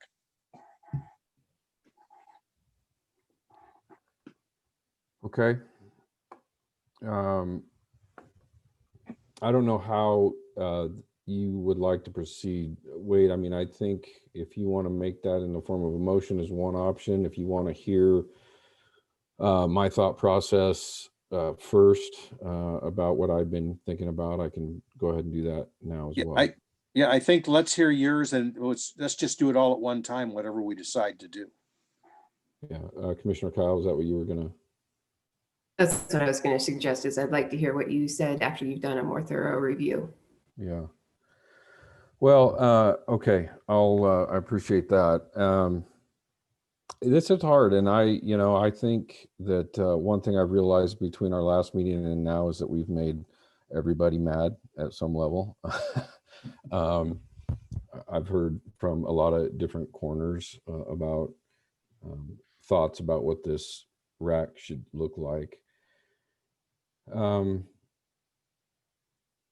I want to start and just acknowledge, and we talked about it last time. I don't think we need to beat a dead horse, but the process was less than perfect for this, and I don't really blame the department too much. I mean, typically these racks are, you guys do it. We don't get involved in selecting those folks, and this was a departure from that. But it just would have been so much better to have the list of applicants ahead of time to be able to do some analysis and thought process on that. So, it started off just challenging by seeing that rack, the list of applicants during the last meeting and having to sort of move quickly like that. That being said, I went back, even it was, referenced in the minutes from even September when we were talking about this, and Commissioner Kyle and I both talked about the importance of some of the working lands. I think it's been pointed out by some of the correspondents that there are organizations that represent different aspects of working lands. And I just want to be really clear. I'm not suggesting that, for example, tribes don't represent rural perspectives, but tribes are represented on the RAC. I'm not suggesting that a Soil and Water Conservation District or any other entity doesn't work with landowners and have a perspective, but I think I've been consistent with this from the get-go with rural Oregon, Eastern Oregon, and the need for that component of our state to be part of all of these discussions. So that's where I'm at. And so what I've done is look through this list and try to do a little research, and I've come up with a name I'd like to put forward, which is Aaron Hansel Heidemann. Aaron is a wheat grower in Ione, Oregon, and I don't know how many people on this call even know where Ione, Oregon is, but that's part of what appealed about that to me. Her and her husband and family raise about 5,000 acres of wheat, ship it down the Columbia Basin to international markets. She's been engaged and interested in this topic, and I don't know her. I have not met her. I've called her, reached out to her during this process, called her to sort of get a feel for where she was coming from. She strikes me as somebody that just wants to be involved for the benefit of her community and her state, and seems very practical about it. So Aaron is my suggestion to put onto the rack. And I'll also just say, echo a little bit what Wade said. I support the transportation and the trucking association or whoever it is representing transportation and diesel emissions are a big part of that. So I think we're a little light on that department, and that's where I'm at.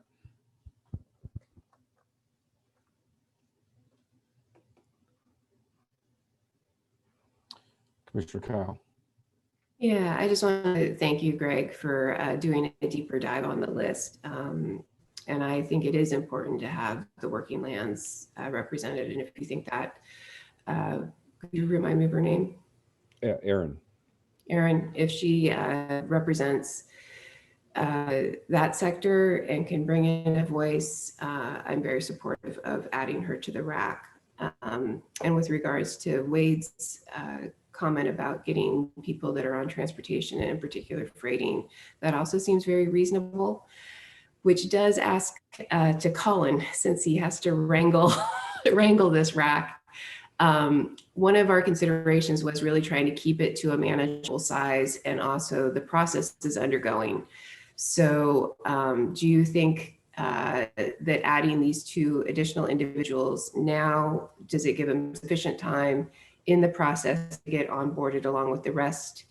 And at this point in time as well, like, I think we need to make the call. And if this is the size of the RAC, is it manageable, Colin? Yes, Commissioner Kyle, for the record, Colin McConaughey. Yes, I'll echo Richard's remarks a few minutes ago. I think we have a really strong team on board. We're going to have a facilitator, professional facilitator at every one of these advisory committee meetings. So I do not think adding 2 additional seats is going to be the straw that breaks the camel's back or anything in this case. Okay, thank you. Yeah, and I guess I just wanted to say another thing, which is I've heard from all different corners about the imbalance of this committee, and that includes, you know, it's just not going to make everybody happy. And what I would say is, I think Richard and Colin were pretty clear about how this, especially this size of RAC, would move forward. It's not going to be consensus. It probably is not going to be consensus. And so the important thing to me is to have the voices heard, to have the different perspectives brought to the table so that the best information is used to make decisions. It's not, to me, a contest of who's going to have the most votes on something. So that's where I came down on it. Director Whitman. Thank you for saying that. Thank you for saying that, Commissioner Addington.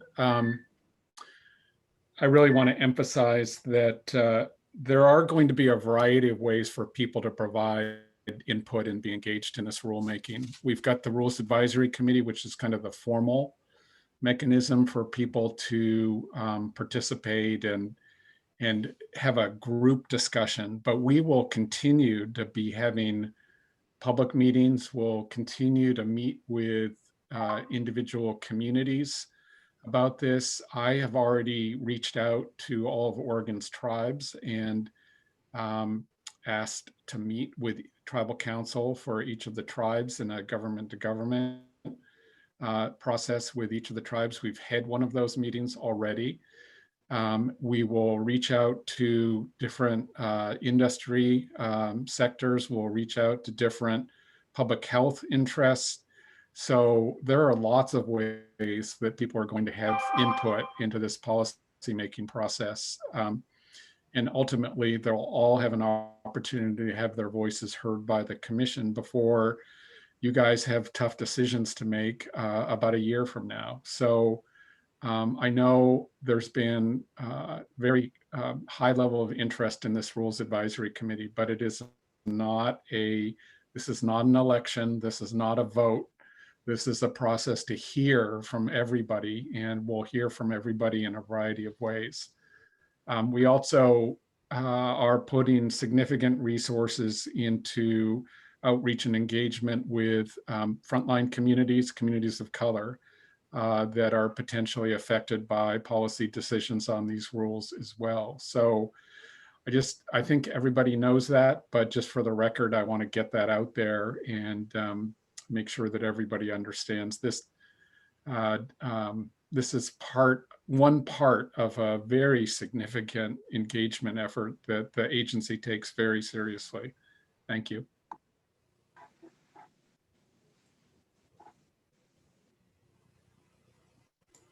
Sorry, I'm having some issues there. Okay, here we go. Wade, go ahead. You know, I think this is a great discussion. I guess I would like to make a motion that we add 2 people to the Rules Advisory Committee, and those 2 people would be Jana Jarvis from the Oregon Trucking Association, and then you're gonna have to help me with her last name, Aaron, is it Heidelman? Heidemann from Morrow County, representing the ag industry. I would second Okay. that motion. All right, we've got a motion and a second to add the 2 names to the greenhouse gas emissions RAC. Any further discussion? All in favor, say aye. Aye. And any opposed? Motion carries. Okay, Richard and Colin, you got what you need there? Thank you, Commissioner Addington. We have a final RAC roster, and so we're going to get cracking on pulling that group together and starting the formal part of the rulemaking. And as I said, there are lots of other engagement work going on as well in parallel with that. Thank you. Okay, great. Well, let's go ahead, Richard. Nope. I got ahead of myself earlier about being ahead of schedule. So let's take a 10-minute break here, and we'll come back at 2:35 if we could do that, close to a 10-minute break. So with that, we'll reconvene in 10 minutes. And thank you, Commission. This is Stephanie Caldera, your assistant. At this time, we'll pause the recording. The Commission will reconvene at approximately 2:35 p.m. The recording. Perfect. Okay. Thanks, everyone. We'll reconvene the meeting of the Environmental Quality Commission. And we'll move into the item F, the informational item on recycling system modernization update. Abby, David, and Sam. So I'll turn it over to you guys. Thank you. And Stephanie, if you would get the slides in slideshow mode, I'd appreciate that. And I'll get started. Thank you. Well, thank you, members of the Commission. I am Abby Baduris, Legislative Analyst for the Land Quality Division at DEQ.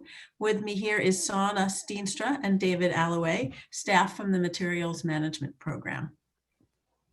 Next slide, please. We're here today with an information update for you on the Recycling Steering Committee and the corresponding legislative concept. I'm very pleased to report that in September, after 2.5 years of meetings, research, and outreach, the committee found consensus on a comprehensive proposal to modernize Oregon's recycling system. Today, we will start with a little background on the issue, followed by an overview of the Oregon Recycling Steering Committee's work. We'll provide a high-level overview of some of the important and innovative information gathering that supported the committee's deliberations, and then focus on the content of the legislative concept. Today, we'll build on the presentation that David and I provided to the Commission on recycling back in January, back in those pre-COVID days when we all gathered together, and the ongoing updates that I've provided as part of the development of the agency request budget, which includes a legislative concept and a policy option package to modernize Oregon's recycling system. Next slide, please. In January, David and I presented to you about the underlying challenges facing recycling today. These problems include that there is too much trash or contamination in what's being collected for recycling. Product labels confuse the public, and the lack of effective feedback have led people to putting things in the recycling bin that don't belong. The increased contamination has led many buyers of the materials collected to pull back from accepting our recyclables. The lack of reliable markets threatens the viability of recycling. Contamination also makes recycling more expensive, and current Oregon policy only requires recycling when it's cheaper than disposal. Volatility in the recycling markets has led to higher rates, reduced service levels, or both in communities across the state. This problem is especially acute for small and rural communities and for multifamily properties. Lack of sorting and export standards for recycling processors has resulted in Oregon shipping unwanted plastic and garbage to other communities, creating negative environmental and social impacts. There are inequities in access to recycling service, conditions at processing facilities, and distribution of burdens from pollution relating to recycling. And all this is diminishing public trust that materials are being responsibly recycled. These are the problems that we see on the surface, but many of them are a consequence of deeper challenges. First, environmental benefits and economic signals are not aligned. Recycling can reduce cost to society through reducing pollution and climate change, but these benefits are not reflected in the economic signals. Next slide, please. In the economic signals that private industry and local governments are responding to. This leads to an underinvestment in recycling activities. Second, Oregon's laws for recycling weren't designed to respond to today's challenges. 30 years ago, when the policy framework was created, many things were different. Program economics were driven largely by newspaper recycling. Today, newsprint is largely gone. Plastics are more ubiquitous today. And 30 years ago, nobody anticipated that we would mix our recyclables together, or that we'd need processing facilities to sort them out, or that we'd export materials to distant lands with less environmental regulations and infrastructure. Finally, there's a significant gap in responsibility involving consumer brands and manufacturers. These producers have the unique power to influence changes in packaging and product design, create market demand for recyclable materials, and reduce price volatility, but they are largely absent from our current policy framework. Next slide, please. In 2018, DEQ convened the Oregon Recycling Steering Committee, a group of 17 stakeholders that was charged with making recommendations to modernize Oregon's recycling system. The group was facilitated by Oregon Consensus, a program of Portland State University, and operated according to a consensus model. DEQ participated in the committee as chair and member with one vote among many. We also provided significant staff support. Next slide, please. The committee adopted a charter which included making recommendations to optimize environmental benefits, create a system that is resilient to changes in supply and demand, and be deserving of public trust. Next slide, please. The group also identified by consensus 16 features that it desired of a future recycling system. For example, providing sustainable and equitable financing. And these became the benchmarks against which different options were evaluated. Over its 29-month tenure, the full committee met 27 times, often for 4 or more hours each. Special ad hoc groups and subcommittees met many more times. The committee's final meeting was held on September 18th, where the members confirmed strong consensus for a comprehensive proposal. DEQ used that proposal to outline the legislative concept we will describe later in the presentation. The steering committee's deliberations were built on a foundation of extensive information gathering, and I'll turn it to David now to describe that next. Thank you. Thank you, Abby. Next slide, please. Members of the commission, for the record, my name is David Alloway, and I'm a senior policy analyst in the materials management program. DEQ provided significant support to the committee through research and information gathering. We used this opportunity to simultaneously advance several priorities contained in Oregon's 2050 Vision and Framework for Action, which is the Commission's adopted plan for sustainable materials management. In this research, we looked at policies and legal frameworks used in other states and nations, identifying policy elements that might work in Oregon, and combining them in several unique scenarios that were evaluated against the committee's desired outcomes. DEQ and the committee began some long overdue exploration of social equity considerations, considering the distribution of both benefits and burdens in our recycling system. And although we only scratched the surface of this topic, it resulted in some meaningful elements in the consensus proposal. We also undertook extensive engagement with other interested parties. DEQ and the steering committee hosted a large public workshop, which Chair George attended, and DEQ followed up with a statewide survey. We met with representatives from more than 50 local governments across the state. We also commissioned targeted discussions with stakeholders that are typically underrepresented or underserved by the recycling system. And these included residents of apartments, people in rural communities, people of color, the houseless population, and frontline workers in the facilities that sort our recyclables. In these forums, stakeholders expressed dissatisfaction, generally, with how Oregon's system currently relies only on ratepayer funding, and they expressed support for policy frameworks that would share responsibilities with producers. Next slide, please. DEQ also evaluated different infrastructure options for the state, including and considering different materials, modes of collection, and processing systems. For each of these different options, we estimated the potential costs in terms of items such as labor, trucks, fuel, and freight. And we also brought into this an evaluation of environmental impacts and their associated costs to society. This was groundbreaking work, and today we'll give you just a flavor of what was involved. Next slide, please.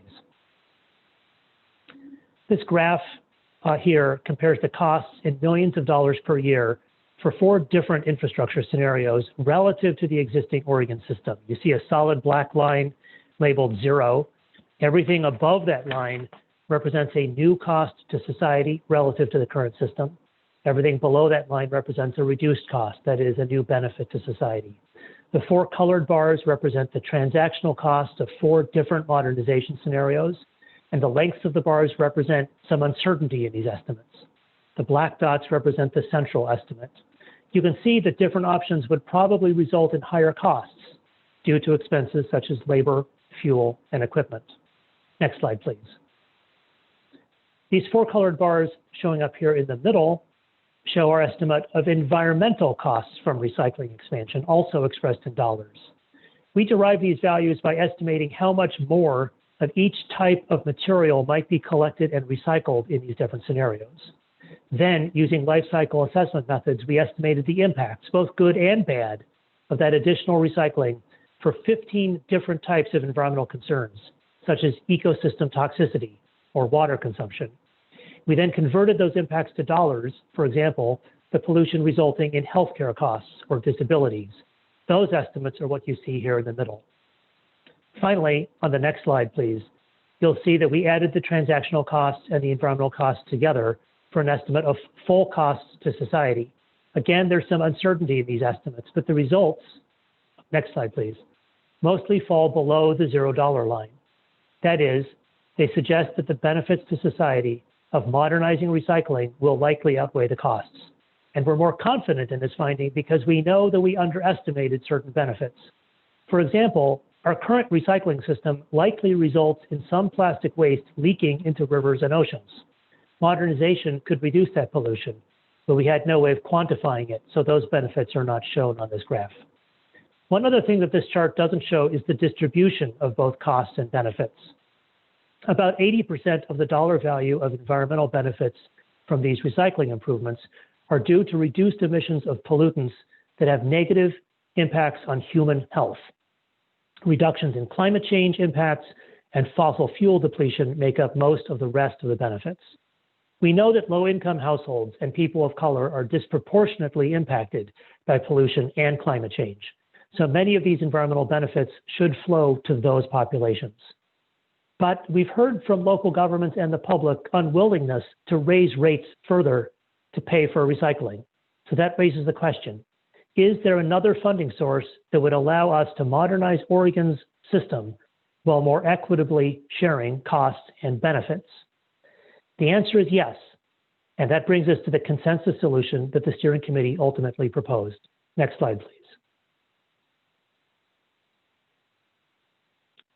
The Recycling Steering Committee has recommended extensive changes to state policy in order to modernize Oregon's recycling system to be resilient to change, optimize environmental benefits, and restore public trust. Central to this proposal is a shared responsibility model that assigns meaningful new responsibilities to the companies, largely global multinational companies, that sell printed paper and packaging into Oregon.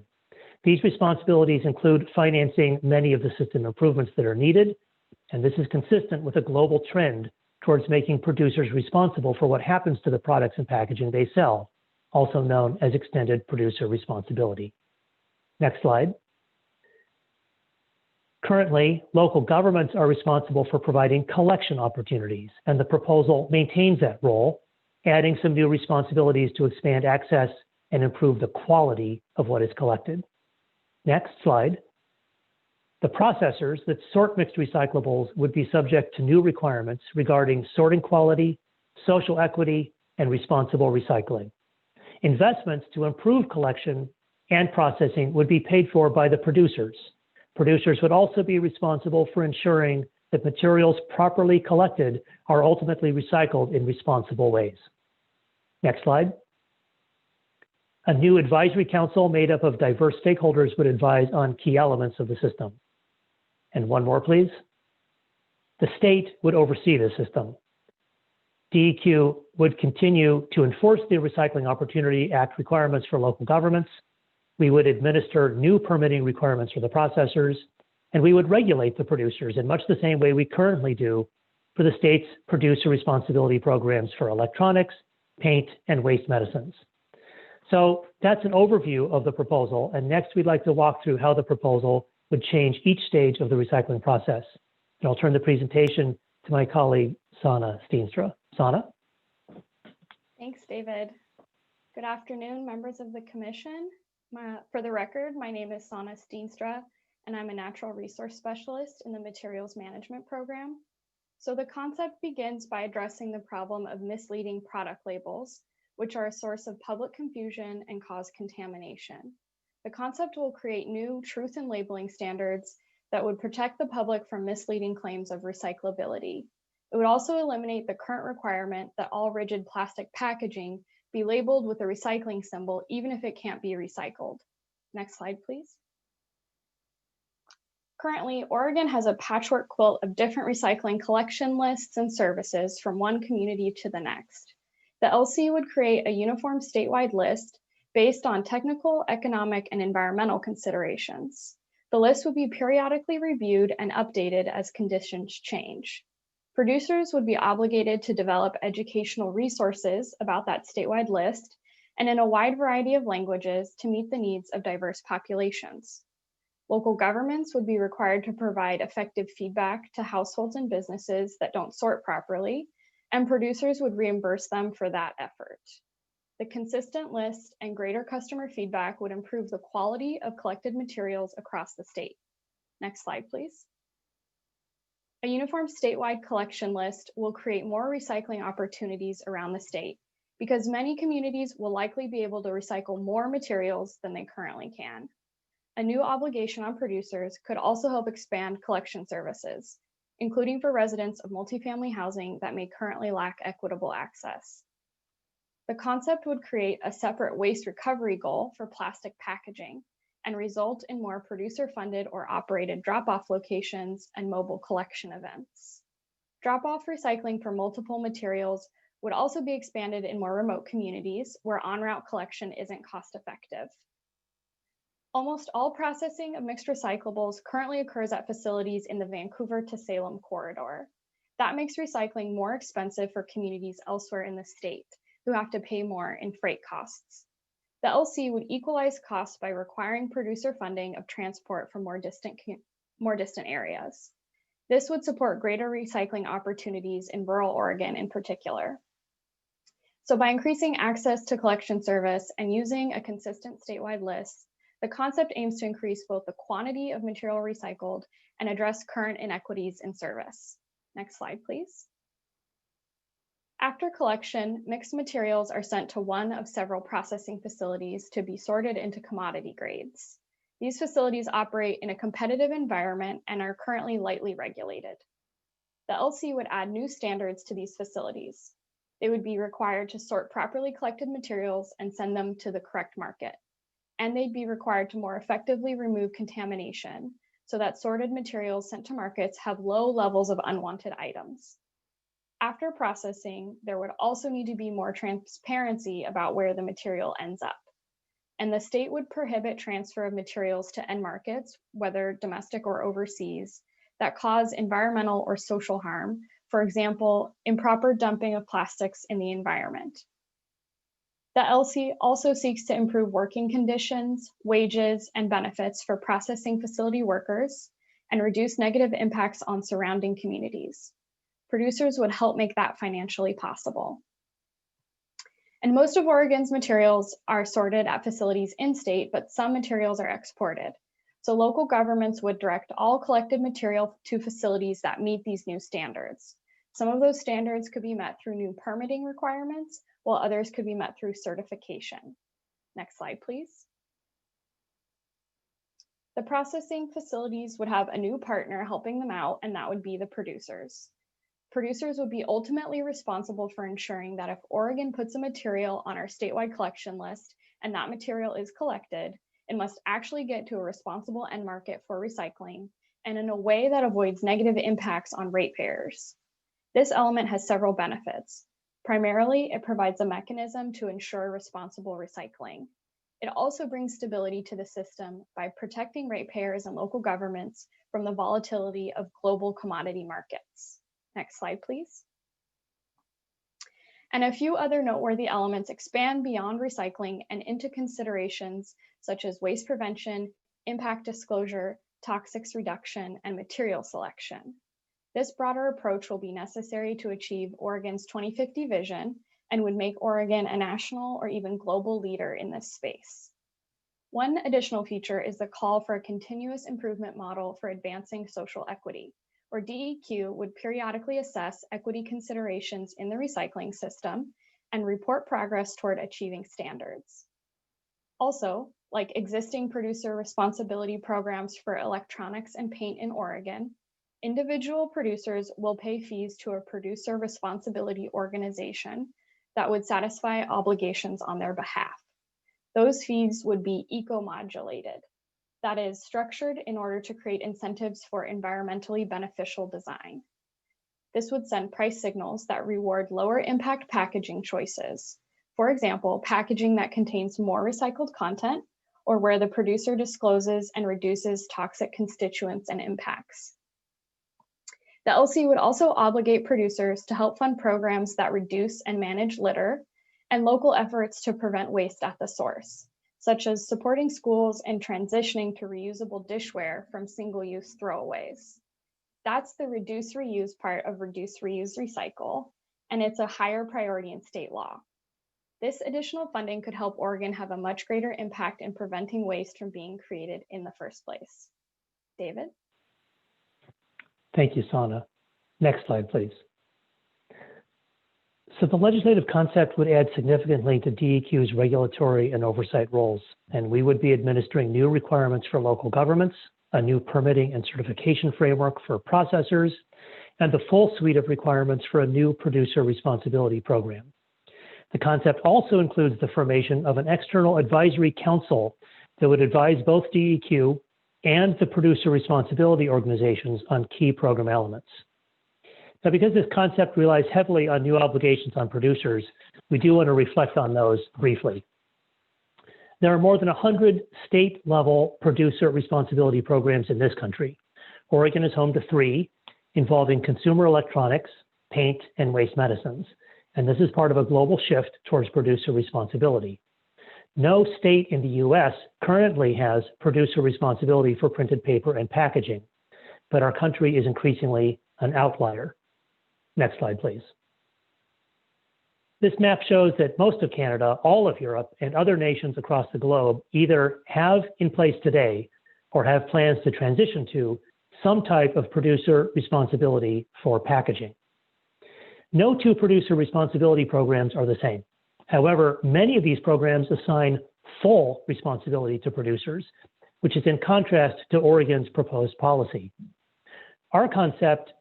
In our concept, local governments will still be responsible for collection, and private processors will still compete in the market and run their own facilities. Ratepayers in Oregon will still pay more than half of all recycling system costs. So the model proposed for Oregon is more targeted in assigning roles to producers than is seen in other countries. Now, one elegant feature of extended producer responsibility is that it maintains a more level playing field for in-state businesses. This proposal regulates producers that sell products into Oregon, regardless of their location. There are no special mandates or obligations on in-state producers, and we hope that that will have some appeal to both Oregon businesses and policymakers. We believe that producers hold the key to modernizing and stabilizing recycling in Oregon.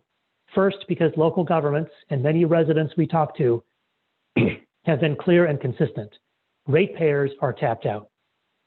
Having producers and their global consumer base share in the costs of recycling here both brings in the funding necessary to realize those environmental and social benefits of modernized recycling, and more equitably aligns the funding sources with those who benefit.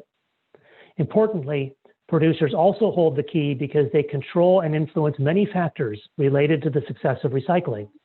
Producers control the design and labeling of products. They decide whether to use recycled materials or not. And they are the most closely affiliated with the global commodity markets that drive the economics of recycling.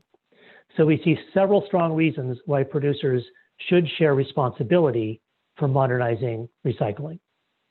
Abby? Thank you. Next slide, please. So as you can see, the legislative concept is broad and comprehensive and the result of a lot of hard work. Importantly, the proposal on which the LC is based received consensus from all members of the Recycling Steering Committee. Looking back at the root problems facing recycling, this concept addresses them all. Next slide, please. It uses regulatory requirements and producer financing to account for the environmental and social benefits, since prices do not. It proposes a major update to Oregon statute and policy framework that reflects current conditions and will create a better system for the future.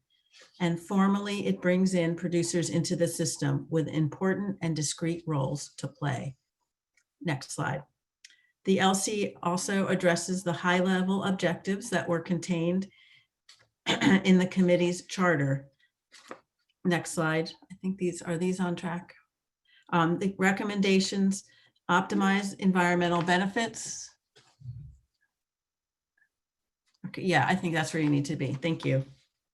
Optimizes environmental benefits and creates a system that will be more resilient to changes in supply and demand. It would earn public trust. It also improves services for the underserved populations and advances social equity considerations. Reaching consensus is not easy, and we want to acknowledge all the hard work that so many people put into the steering committee process. Many of them, I believe, are listening today.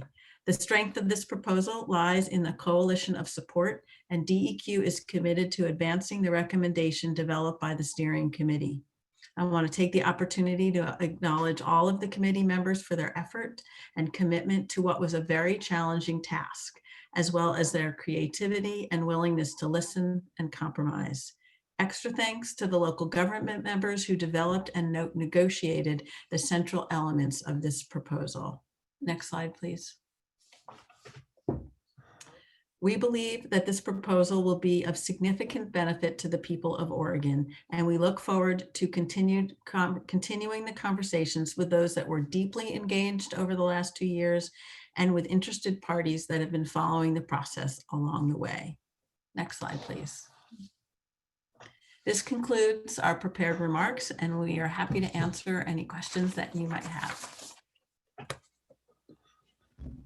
Okay, thank you guys very much. That was fantastic, and congratulations on what I can only imagine was a very challenging and difficult process. I agree with you, Abby. Consensus is very difficult. Richard and I could speak to that a little bit with some Klamath-related matters, but really my hat's off to you guys for the amount of work. I think you said 27 meetings in 29 months.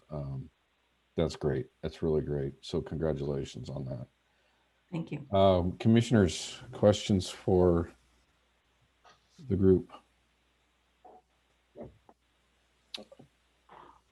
Yeah, Commissioner Kyle. I want to just echo Greg's comments. I think this has been a really exciting evolution of the program. My question is kind of a little specific in the sense of the labeling requirement and the truth in labeling and how that would be anticipated to work with products that are imported into the state. David, do you want to answer that? Sure. Thank you, Commissioner Kyle. It's a really insightful question and one that is not the easiest question to answer, so I'll give it my best try here. First of all, I just want to circle back and point out that we currently have a requirement that all rigid plastic containers be labeled with a recycling symbol, irregardless of whether they can be recycled or not. Now, that requirement is similar to requirements in 37 other states, or maybe 36 at this point. So for starters, we would propose eliminating that requirement. That's not inconsistent with what other states it's not incompatible with what other states are doing. They can continue to require it. We simply wouldn't.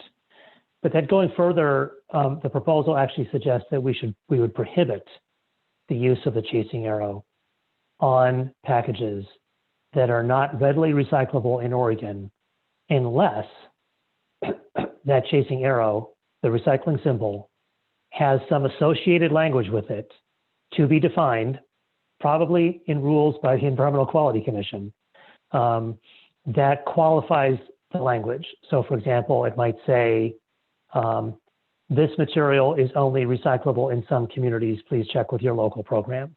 That's a lot of words. I think we'd look to find something a little bit shorter, but that's the concept. So the idea here is that it's difficult for the state to establish labeling requirements that run contrary to what other states or nations require.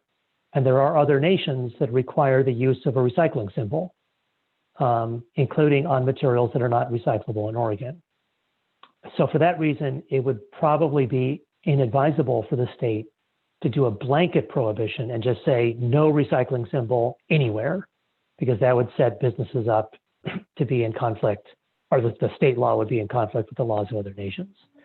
But by allowing the recycling symbol and requiring some sort of qualifying language, it does allow national and multinational producers to simultaneously satisfy the requirements of other nations, states, and what's proposed for Oregon.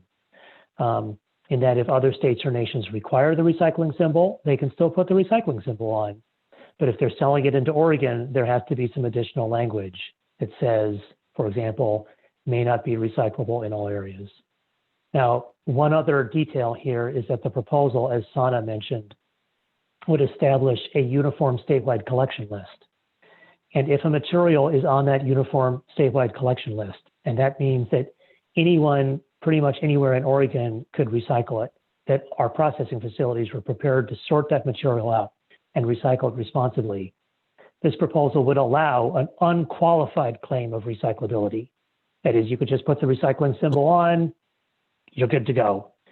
It's for those materials that are not on the uniform statewide list that would require some additional language. So again, that additional language is not inconsistent or contrary to what any other state or nation requires. So that, in a nutshell, is how we think this could work. And we hope survive potential challenges involving the Dormant Commerce Clause. We do have attorneys that are continuing to look at this. Thank you. Commissioner Mosby. Yes, great presentation. I really appreciated it. You know, I have homes that are 8 miles apart in different jurisdictions in the metropolitan area, and the rules are completely different. The rates are different, and we need more consistent state consensus. One agency only picks up recyclables every other week. The other one picks it up every week. One basically is saying, hey, we have no market for plastics. And while they don't come out and say, don't put it in recyclables, that's sort of what you get is just go ahead and put it in your garbage because we can't, we'd have no market for some of this plastic stuff.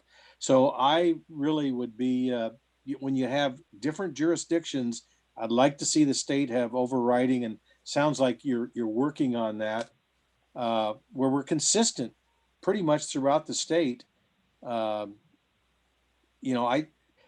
assume paper is still, that seems to be the one thing that you can still, as long as it's clean, it doesn't have wax on it. But there's a heck of a lot of confusion. And I think that you've got a real education problem that we're going to have to work on. Younger people may be great, but maybe we need to get to senior centers, and because the rules are so different, they're not consistent, and we need to educate people and have a consistent message statewide.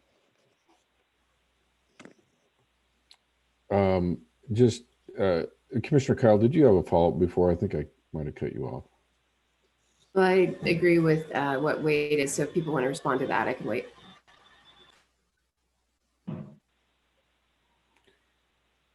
So Commissioner, I'm not sure if that was a question or a comment around the list, but one of the very fundamental elements of this proposal would be to have that statewide list so that you could have the same list from whichever house or wherever you are in Oregon.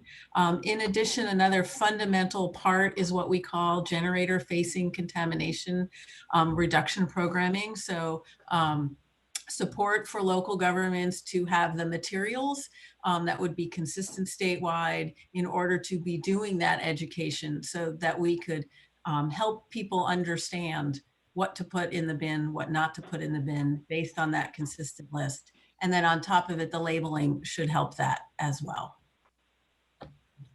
Okay, Commissioner Kyle, then Director Whitman, and then we'll move on. So actually my question was in the collection of the waste from the household. There was always that conversation about commingled waste versus having the household separate it. And I was just curious how that was discussed in the committee and whether the idea is to retain the commingled waste or try to increase separation at the household level. Thank you, Commissioner. There was discussion about additional dual stream, we call it, or other ways to sort, but the proposal moved forward in continuing this proposal and working at it through the contamination reduction and better processing and better market sorting for the markets. Okay, Director Whitman. Thank you, Commissioner Addington, and thank you, Abby, David, Sana, just great job on this. And thanks also to all the participants in the work group for going to 27 meetings and then all the time they spent in between those doing homework. I really like this proposal. I know it's a proposal that doesn't go as far as some of the extended producer responsibility systems we see in other areas. And yet I think it's a really solid step between our current system and some of those more, even more ambitious programs in other nations. Can you talk for just a minute about trends in recycling rates in Oregon, what we've seen in the last few years, and in terms of performance outcomes, what you would like to see or what you would hope to see if this new system is adopted by the Oregon legislature? I'm going to ask David to answer that if best he can. Yes, thank you, Director Whitman. I don't have the numbers in front of me, but if memory serves, Oregon's statewide recovery rate has fallen year over year for, I believe, the last 6 years for which we've published data. We don't have the 2019 data ready yet, but the preliminary indication is that it's continued to fall. Now, some of those declines have been due to softening in other recovery markets, such as wood waste recovery has largely bottomed out. But we have seen softening in recovery tonnages for what we call these traditional recyclables, the paper, plastic, glass, metal, coming from households and businesses. And some of that is due to materials being dropped from collection programs in response to China National Sword and other nations closing their doors on recycling. So DEQ has a bit of a, I guess, kind of a funny reputation in the national recycling community, in that we have come out and said that recycling is necessary but insufficient. In evaluating the environmental impacts of materials, we find that recycling is helpful, and by itself, it's not sufficient to achieve the vision of sustainability as contained in Oregon's 2050 vision, and that we need some additional solutions and some additional tools in the toolbox. And some people have taken our statement to imply that we should dial back on recycling. What our evaluation in this study in this effort demonstrated is that recycling is insufficient and it is also necessary. There are very real environmental benefits to our current recycling system. We want to maintain our current recycling, and we also want to see some expansion. There is some material that is not currently being collected and recycled that could be. It could be done so in a cost-effective manner, and doing so would generate environmental benefits and reductions in human health pollutants, et cetera. And that could be done in a cost-effective way. So we would like to see an increase in materials collected. More importantly, we would like to see an increase in the quality of materials that go to end markets, because we've heard, and I believe that Commissioner Mosby reflected on the strength of paper recycling. Well, I'm sorry to be the bearer of bad news, but there are some forms of paper recycling that are at risk. Norpac, which is a large mill in Longview, and the primary buyer of what we call mixed waste paper out of Oregon. That's the packaging paper, primarily, not cardboard boxes, but like cereal boxes. Earlier this year came out and showed some pretty concerning statistics and said, look, the materials that are being sold to us from the processing facilities in Oregon and Washington are too dirty and too contaminated for us to be able to guarantee that we're going to continue buying this stuff. And if the states cannot figure out a way to clean up these materials, we will be forced, due to economic considerations, to go back to making paper from wood chips. So even mixed paper recycling that we have today is considered somewhat at risk. So in terms of outcomes, you asked about the outcomes we'd like to see. In the recycling system, we would like to see more and better collection, but it's absolutely essential that we fix the quality problem so that we can have and enjoy the benefits of recycling into the future. And so this proposal has all the pieces that are necessary in order to maintain and sustain a appropriate and sort of moderate, reasonable level of recycling for Oregon. Great job. Thank you, David, Abby, Sana. I have actually a million questions on this, but the pressure of being the chair of this meeting is getting to me. So I'm going to try to keep us back on schedule, but would love the opportunity to perhaps follow up with one or all of you about just some of the questions I have. But great job on this, and congratulations to the whole team. Thank you. All right. Thank you. Great. Thank you, guys. Okay, so I think we're on to our agenda item G, an informational item to discuss the annual self-evaluation survey that I believe all 5 commissioners took part in and completed. So Richard, am I turning this over to you?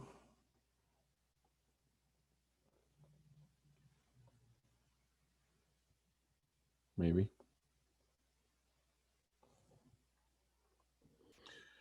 Sorry, Commissioner Addington. For the record, this is Richard Whitman. So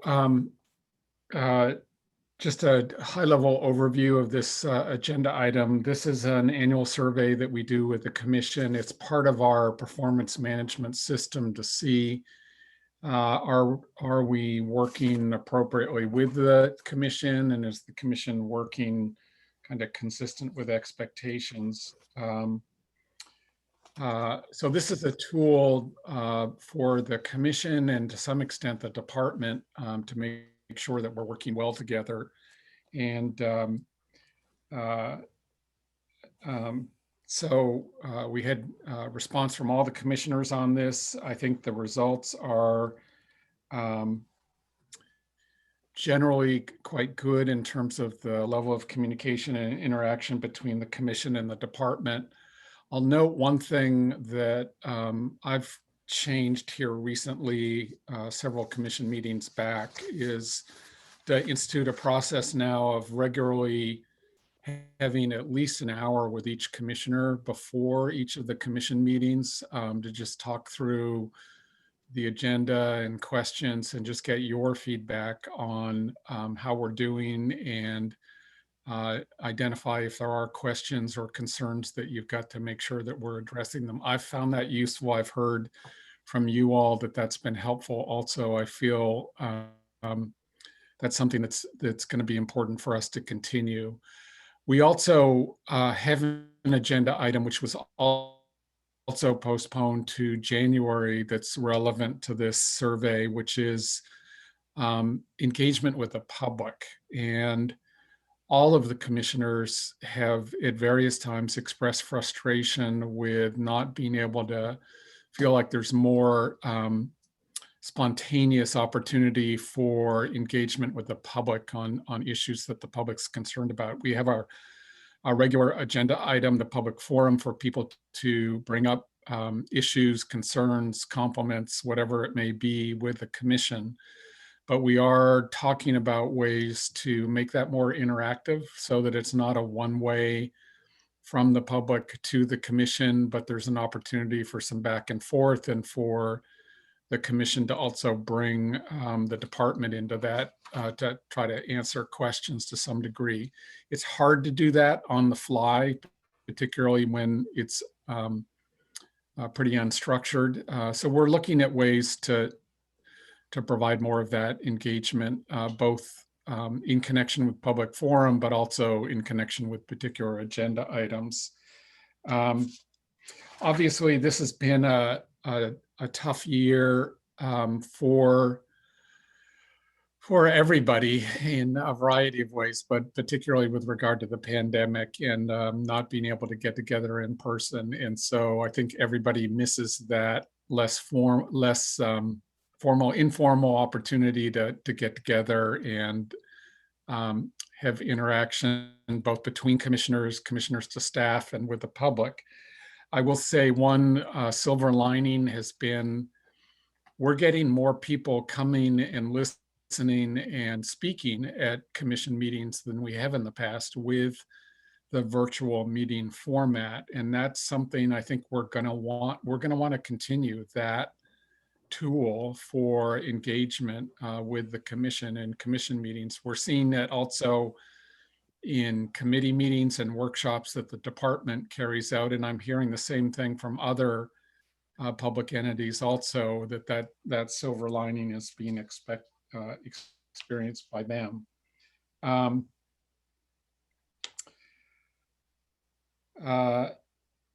think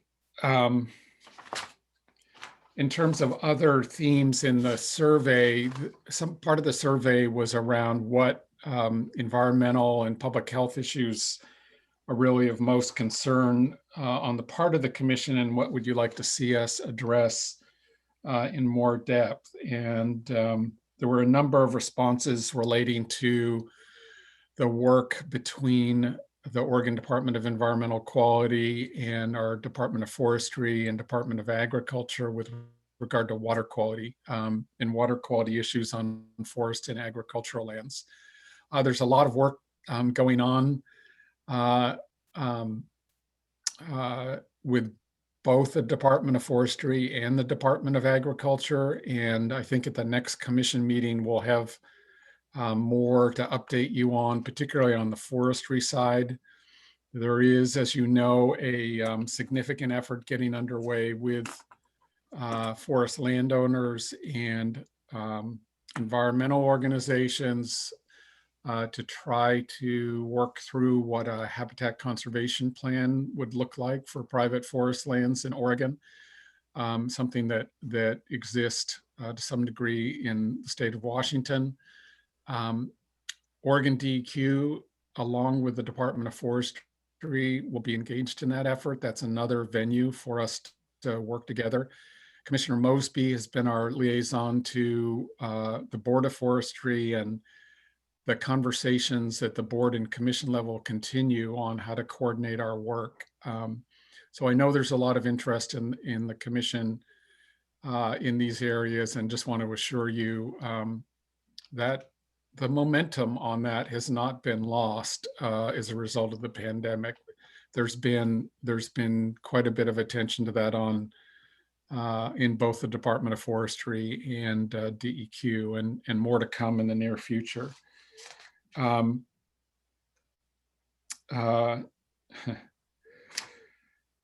So one disappointment that I did not touch on earlier, one of the commissioners noted that having an adequately funded emergency response program is a significant concern for the commission. That also was our top priority for our budget headed into this budget cycle.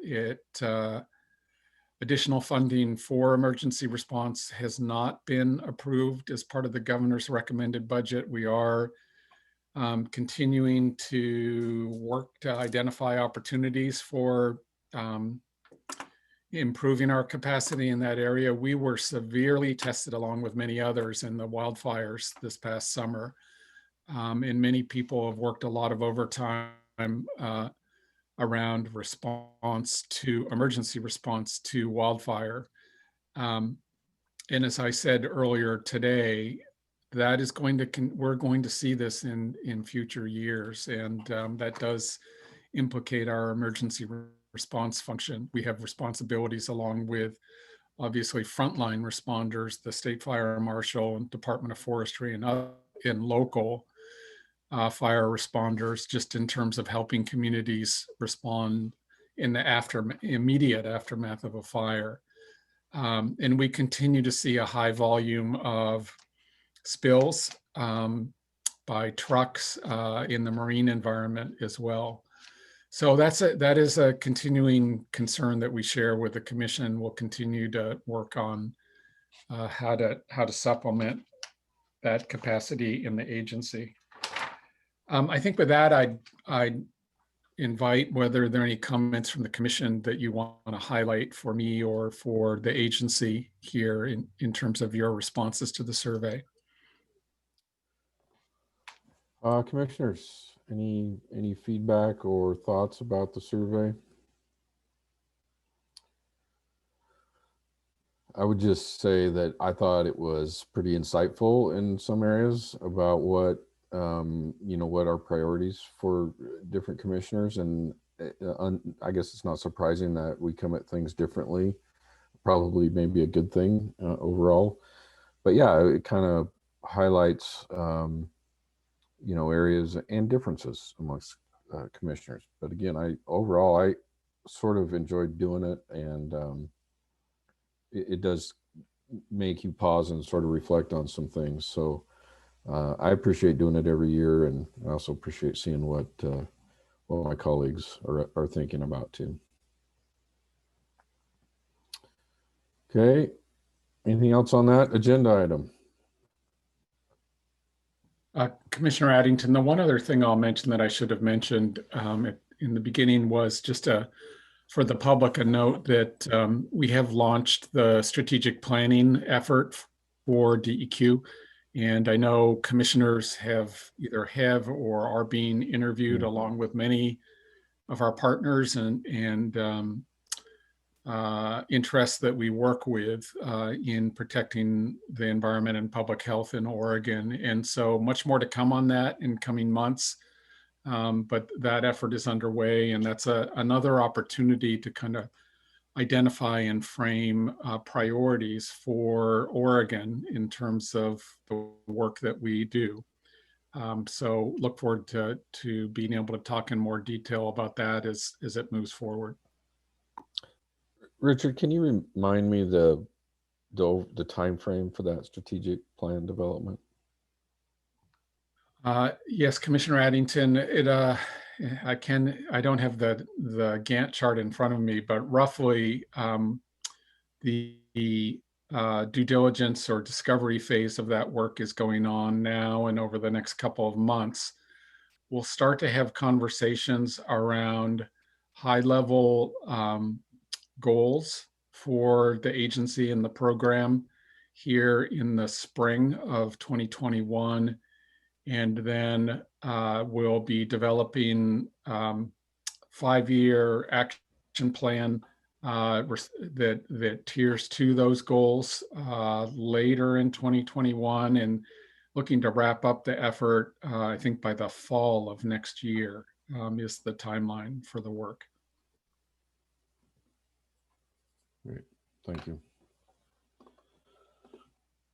Okay, seeing no other issues, questions, comments, we will move on to item H, public forum. Stephanie, do you want to give any direction here? Yes, thank you, Commissioner Addington and commissioners. My name is Stephanie Caldera. I'm your EQC assistant. At this time, if people are interested in presenting comment to the commission during public forum, please press the raise hand function, usually at the bottom of your participants column menu, or if you are connected by phone only, please press *9. That will also establish that function on the Zoom platform. I will take just a minute to jot down the names as people are entering and signing up to present comment to the commission. And then Commissioner Addington and other commissioners, I will announce sort of how many folks we have signed up, and we will move forward from there, if that works for the commission today. That sounds good to me, Stephanie. Thank you. I'll let you figure out how many you got. And I would just say too, Richard hit on this. And we're going to have the discussion in January about public engagement and whether there are, better ways to do to hear from the public. And I think there is. I do agree, very probably challenging. I think some of it would be useful to have it specific to certain agenda items at times. But I also think having the ability generally for people to weigh in on whatever's on their mind is a good thing too. So that's what we're going to try to do today, is hear from you on what's on your mind. And depending how many we got, we'll try to move it along, but we do want to hear from you. We'll try to shoot for, I think, 3 minutes to make your point, but we'll see how many we got here. And thank you, Commissioner Addington and commissioners. Currently, I have 6 people signed up using the raise hand function, and we will go through that. I will unmute lines for each individual. I will announce you by your display name on Zoom. If you are connected by phone, I will announce you by the last 4 digits of your displayed phone number. So the first person who I have signed up in the queue is Dale Feek. And as noted by Commissioner Addington, please do try to limit your comments to 3 minutes. We will check in at approximately 2 minutes. I will check in verbally at 2 minutes and 30 seconds for commenters. Thank you. Stephanie, can you hear me? We got you, Dale. You're on. Thank you, Chair Addington. I'm Dale Feek, Chair and spokesperson for Washington County Citizen Action Network in Washington County. Chair Addington and commissioners, and congratulations to Sam Barrasso for the birth of a new child. So I sent him a congratulatory email already, so congratulations. A couple of topics I want to talk about. The Rules Advisory Committee for Greenhouse Gas Rules. In the past, as you know, I've been involved in this for many years now, coming to Environmental Quality Commission meetings in person and through Zoom. And in the past, the Blue Ribbon Advisory Committee for Water and the Air Advisory Committees have been weighted real high on industrial people. And they worked on the basis of consensus. And from my point of view, they did not work well at all based upon the mission statements of DEQ, Environmental Quality Commission, for the protection and enhancement of land, air, and water. So I much appreciate the idea that those committees are not, that the Rules Committee for Greenhouse Gas is not going to work on a consensus. It's going to be worked on facts and sound scientific evidence and considering all that, and then having the experts weigh all that and make sound recommendations. So I much appreciate that way of operating. And related to what I think you said, Chair Addington, or maybe know what was said in the recycling presentation, it's going to be listen and compromise. Boy, do we need a lot of that. So we need listening and compromising and listen to everybody's point of view, but come up again with the best thing to protect, well, the recycling stuff, but also in greenhouse gases, protect the quality of air. I sent a written comment to you for the November meeting, but as you know, you had to postpone that till today. And that had to do with transportation, in particular, the jet flights, the air industry.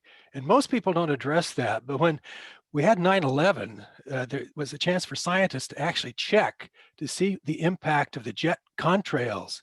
And the evidence was very clear scientifically that that had high impact on dimming the sun, which then means it lowered the degrees of global warming. Now it's 30 a seconds catch-20. remaining. Thank you, Stephanie. It's a catch-22, but please take a look at it. I sent it to you. I sent it to Representative Susan McLean because she's one of the 4 co-chairs of the Transportation Committee. So she has that and other people do. And I sent it to our county commissioners. So please take a look at what I sent to you before related to dimming in the sun and greenhouse gas. I appreciate everybody's hard work. You commissioners, and particularly, I'm so impressed with the staff at DEQ and the director and Director Richard Whitman's guidance of that. Thank you.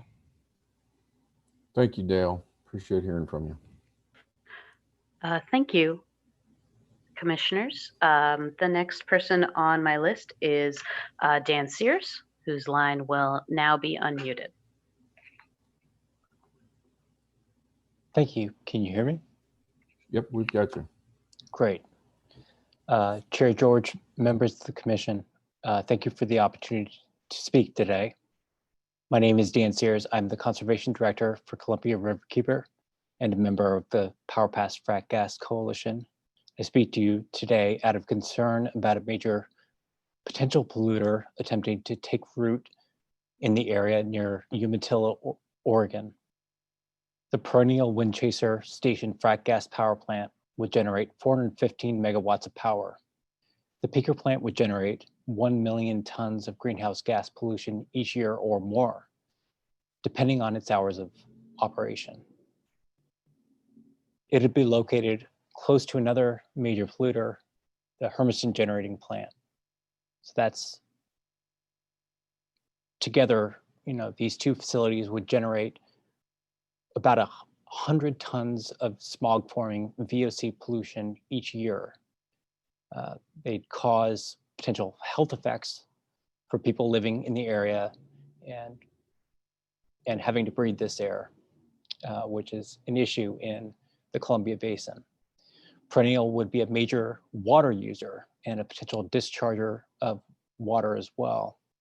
The 415 megawatt frac gas power plant conflicts with Oregon's goals for reducing climate change emissions.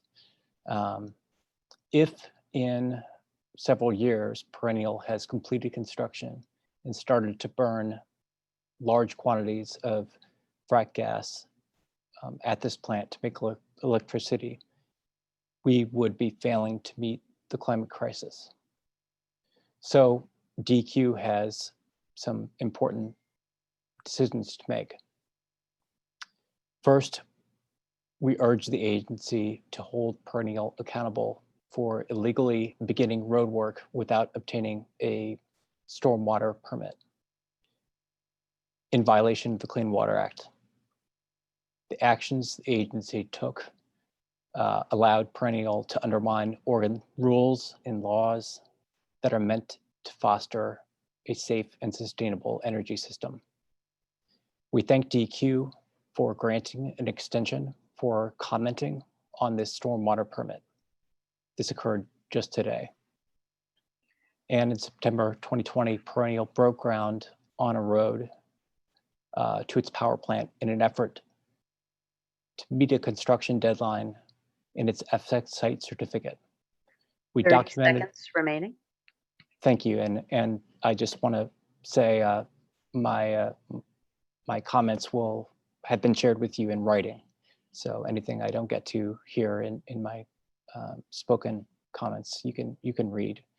I just want to stress in closing that this is a major potential polluter in the state of Oregon, and we rely on DEQ to have an orderly process for reviewing this project and protecting Oregon from the pollution that would come from it. So I thank the agency for its work so far.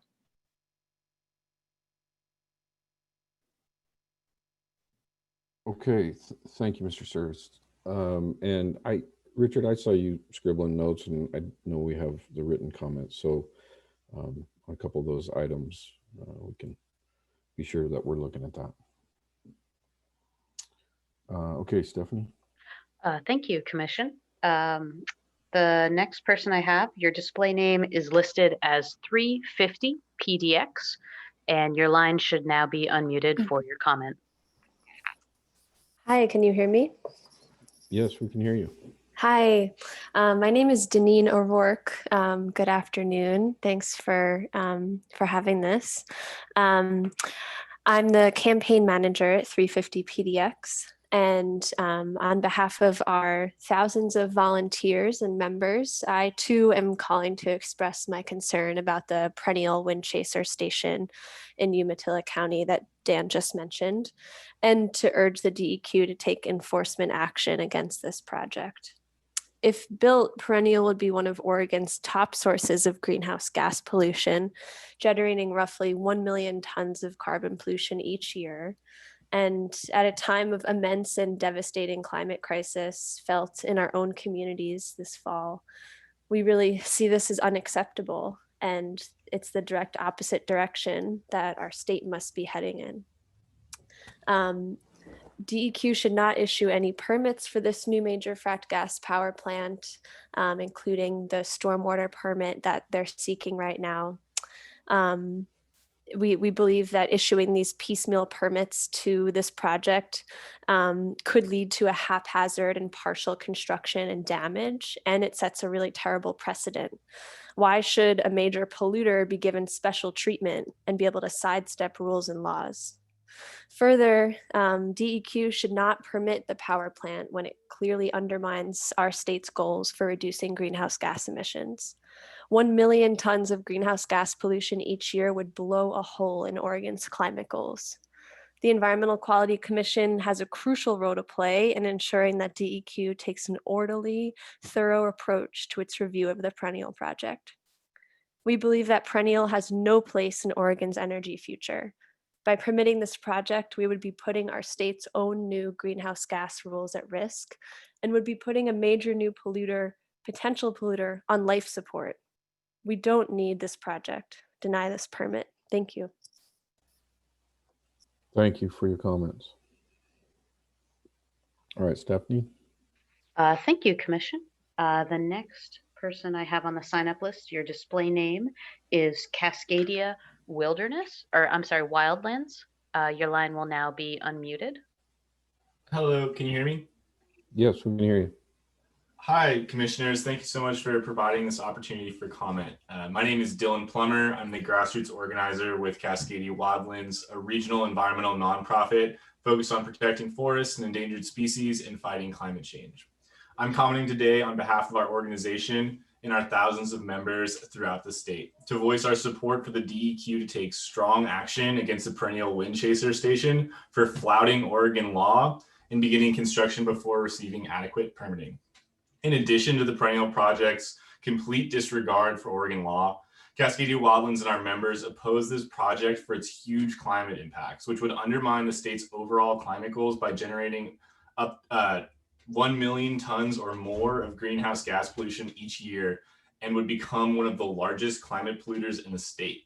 This raises concerns for Oregonians, not just in Umatilla County, but across the state and folks throughout the region. In light of the impacts that our state is already feeling due to climate change, including climate-driven fires, on Labor Day that caused historic devastation to communities throughout the state, it is imperative that the DEQ do everything in their power to help reduce emissions. This project also gives us concern because of the direct emissions of other pollutants, such as volatile organic compounds, which contribute to the formation of smog in Umatilla County and nearby areas.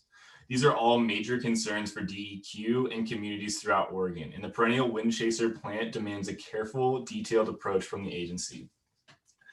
The EQC has a crucial role to play in ensuring that DEQ takes a thorough approach to its review of this project. And this could be an important opportunity for the agency to distinguish itself as taking Oregon's climate goals seriously.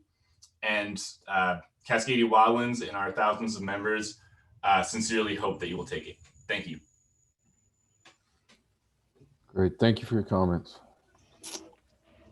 And thank you, Commission. The next person I have, your display name is listed as Richenda, and your line will now be unmuted. Hello. So first of all, I want to thank Dan Sears and 350 PDX and others for speaking to the wind chaser and perennial proposals. And I'm just mindful of, we cannot get to where we're going if we go the way we came. There's simply no future in that direction. I speak now as a member of the Ecumenical Ministries of Oregon. My name is Reverend Richenda Fairhurst. I am an ordained elder in the United Methodist tradition, serving in the Pacific Northwest Conference and speaking for the Ecumenical Ministries of Oregon. I speak from southwestern Washington, and outside my window is the burn scar from the Alameda fire. So I do want to thank you for the report earlier about the fire cleanup. I want to talk about RAC a little bit, about how we have to ensure that we are prioritizing the voices of the most impacted in this process. There was a comment made earlier, which I appreciate, that we really need people at the table and we do need to hear them speak, but it has to be more than just listening to them speak. We actually have to listen and digest and act on this new information that we get, these new voices that are part of our conversation about our future. So that we can learn how to shift our framework so we can actually get to this new and vibrant Oregon, which is what we all hope for and long for. I want to make sure that we look to the fact that we're not trading off costs with equity. So we have to pay attention to what the true costs actually are for projects like this. So we can't do business if our business is burned down. We can't provide goods and services if our roads are washed out. We have to understand that climate is a huge and tremendous cost to our economy. And to actually be fair to businesses, we have to phase out the businesses that are polluting and destroying our earth and encourage the growth of businesses that are sustainable and contribute to that thing that I mentioned before, a beautiful and vibrant Oregon. That has to be our goal. And that's not even talking about the human costs, costs of health, the species costs of extinction. Those are incalculable costs. Are those costs really ones that we want to pay? And I don't know about you, but I don't want to go in front of St. Peter when I pass on and explain why I didn't do anything to preserve this beautiful, beautiful earth. 30 seconds remaining. The last 30 seconds, I want to encourage communication. We are going to be asking people to make tremendous change. Those who wish they could get another yacht are going to really be frustrated. And those who are feeling weighed down by the costs of everyday life are also feeling frustrated. So let's communicate together about the choices that we have to make looking ahead. Let's work together. Let's find tools together so that we can really have that thing I'll mention yet a third time, a beautiful and vibrant Oregon. Thank you so much. Thank you for your comments. Okay, Stephanie. Thank you, Commission. The next person I have, your display name is Breach Collective, and your line should now be unmuted. Thank you. Can you hear me? We can hear you. Great. Well, members of the Environmental Quality Commission, thank you for the opportunity to present public comment today. My name is Nick Caleb, and I'm a climate energy attorney with Breach Collective, an Oregon-based 501c3 nonprofit organization. Today, we join several other organizations in drawing your attention to the perennial Wind Chaser Station, a proposed 415 megawatt frac gas power plant in Umatilla County that would, if constructed, become one of the state's largest polluting facilities and greenhouse gas emitters. Perennial has already demonstrated a total disregard for the laws of Oregon by beginning construction at their site in violation of the site certificate and without a construction stormwater permit, apparently to avoid an increase in monetary offset fees for new gas plants.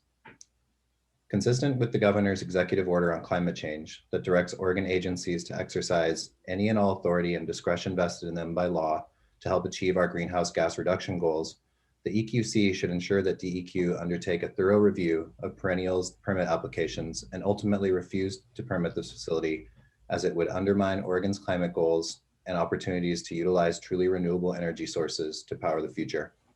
It would be reckless to allow the construction of new fossil fuel infrastructure as the climate crisis continues to worsen. Furthermore, it will undermine public confidence in our democracy if our state agencies allow large polluters to break Oregon laws and financially benefit. Thank you to DEQ and Director Whitman for granting extension on the comment deadline for the construction stormwater permit for Perennial. We encourage you to review this permit in line with directives in the governor's new executive order on climate. Thank you for your consideration. Thank you, Nick. It's good to see you again. Nice to see you too. All right, Stephanie. Yes, thank you, Commissioner Addington and commissioners. The last name I have currently on my list for people signed up to present comment is Ryan Rittenhouse, and your line should now be unmuted. Yes, thank you. And thank you to the commissioners for this opportunity for public comment. My name is Ryan Rittenhouse. I work for Friends of the Columbia Gorge, and we are the only nonprofit environmental organization that is specifically focused on preserving and protecting the Columbia River Gorge National Scenic Area. I'm here tonight to talk to you, as you can probably guess, about the perennial Wind Chaser proposal. And we very much support all the comments you've already heard from everybody who's spoken to you about this and against it. This facility would have significant impacts on the Gorge airshed and our national scenic area, which is a national treasure and should be protected from all threats such as perennial. The other thing that I'd like to reiterate that Dan Sears mentioned is this sort of hot zone issue in Hermiston. The Hermiston industrial area there already has a number of existing industrial facilities, including methane gas power plants, that are already creating a significant adverse air situation. Not just for the people living in and around Hermiston, but throughout the region, including the airshed of the gorge. And a huge new facility like this would only greatly compound that already existing problem. Also, this facility has had, at this point, quite a long and convoluted process going on for their permits at FSEC and the Department of Energy. I'm not sure how closely you all have been following that, but they do not have a valid site certificate. Their permits are expired and they are retroactively trying to fix those violations, but those attempts will fail. To be specific, one of the site certificate conditions that the Department of Energy deemed satisfied incorrectly in their September 18th order was that the certificate holder, meaning Perennial, has to obtain all their necessary federal, state, and local permits or approvals required for construction, operation, or retirement of the facility. And though the Department of Energy deemed that condition satisfied, obviously it has not been, since Perennial has not gotten their construction stormwater permit. That's the permit we're talking about today.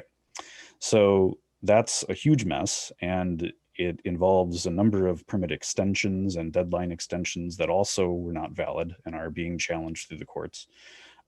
So this is just kind of a mess of a project, and you should deny this permit and require Perennial And whoever is behind it, ultimately, if they do want to end up building a facility at this location, they should simply start over from the beginning. This process has been going on for way too long for them to be receiving more extensions and receiving new permits at this point. So they should have to start over, get all new permits, and have a clear and transparent process. 30 seconds remaining. Thank you very much. However, even that all said, the larger issue here is that any new gas facilities are exactly the wrong thing to develop in our region.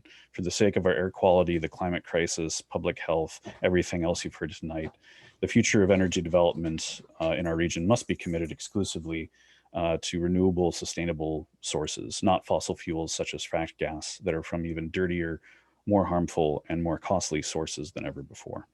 Thank you very much. Okay, thank you. Stephanie, do we have anyone else? Commissioner Addington, commissioners, at this time, I see no one else in the queue to present comment. I will repeat the directions one more time just for folks if they have joined us in this interim. If you wish to present comment, please press the raise hand button that's usually at the bottom of the participants panel in your Zoom navigation system. If you're connected by phone, please press *9 on your phone. Due to the differences in Zoom platforms, if you cannot locate the raise hand function in Zoom, another indication would be the green yes check mark that will also show up on our screen here. We'll wait just a second, Commissioner Addington, if that is acceptable, to see if any additional people sign up to present comment.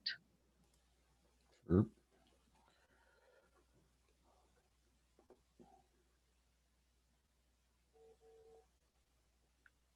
Seeing none at this time, Commissioner Addington, those were all the people I had on the list to present comment today to you during public forum. Okay, great, Stephanie, thank you. And really appreciate everybody that took the time to do it. I appreciate folks being concise with their comments. It was good, and I think you were good with making your points. With that, I guess we'll close the, well, I'll just remind folks that written comments can be taken, I think, at any time. And, you know, we do see those when they get into Stephanie. So that's always an option too. Okay, with that, we'll close the public forum, and that moves us to item I, which is informational commissioner reports. So any updates or activities that either of the two commissioners would like to talk about? I'd love to hear it. So Commissioner Kyle, we'll start with you. Sounds good. Thank you. So as kind of the activities reporting out on OWEB, last month at our meeting, we allocated $1 million in funding in the fire districts to help kind of prevent some of the erosion control. And we're really happy to announce that we had our first application from an organization down in the Britton Fire in the Southeast Oregon area. And there's a number of other applicant groups that are in the works. So I think it's a nice example of how OWEB was able to be quite nimble in response and try to get some resources out into these communities that have been so impacted by the fires to try to kind of stabilize some of those watersheds, especially as we're moving into the winter season. So I thought that was a little bit of a bright spot that I wanted to share. We do have an upcoming OWEB meeting, and there's also an activity where OWEB's sending out a survey to landowners and conservation and agricultural organizations to identify how the agency might increase voluntary conservation work on private and public lands that sequester carbon. So I think that's also very relevant to some of the work that we talked about today with the cap and reduce programs. And what OWEB's trying to do and what that survey is part of is the governor's executive order work around natural and working lands, and that the survey will be done in partnership with ODA, ODF, and also the Global Warming Commission. So Maida wanted me to let people know that that is happening and that that information is being gathered starting next week. And then the last announcement from OWEB was that we did, unfortunately, the agency sustained a number of cuts in the governor's budget. But a bright spot for OWEB and their budget was it did include a policy position that would be focused on water and climate, particularly as it relates to natural and working lands. So they're looking at these issues from an equity perspective. And so that's also something to keep in mind and to work with and coordinate in the future, since it really does dovetail quite nicely with a lot of what the Oregon Department of Environmental Quality is trying to do. So I wanted to share that news. Great. Thank you, Commissioner. Commissioner Mosby. Yes, thanks, Chairman Addington. I've got three quick items. The first was I got, at our last meeting in November, we did raise the VIP program fees, and I got actually positive feedback from the VIP2 group. As we know, they do about 4.5% of the testing. We're trying to get it to 10%, and they actually were receptive to us at DEQ communicating to the public the program and trying to publicize that program more. So it was positive, and I think we're going to hear from them on a regular basis. They said that we'd be hearing more, but they accepted the raise, and they want to help us, and I think that'll keep some of our growth at those stations down where we can manage it with current employees if we can get the VIP2 program to pretty quickly get up to maybe 10%. So that was a positive. Second, I did hear from vendors to Boise, Cascade, and Union County. Obviously, that is a huge issue in Eastern Oregon. You have a facility with 200 plus employees, probably one of the largest private employers in Union County. And obviously they buy timber and logs, and they also buy a lot of material from local vendors to keep the plant operating. So just to let you know that that's a huge issue. They're very fearful that that plant will shut down at the end of December, and I applaud Richard. It sounds like we're working in hand, and I'm confident that we'll work something out to maintain that employment in Union County. And the last thing I've got is really a sad note. I heard this week that, as you remember, we had the meeting with the Board of Agriculture in Madras last year. Marty Myers, the chair of the Board of Ag, passed unexpectedly this week. And he was just a wonderful friend, general manager and minority owner in 3 Mile Canyon Dairy over in the Boardman area. And it's going to be a sad loss, I think, not only for, hopefully we'll be able to maintain that great relationship with the Board of Ag, and I'm sure we will, but Marty was very instrumental in a lot of issues on ag in this state, and he's going to be missed sorely. Thanks, Greg. Thanks, Commissioner Mosby. I just echo your thoughts there on Marty Myers.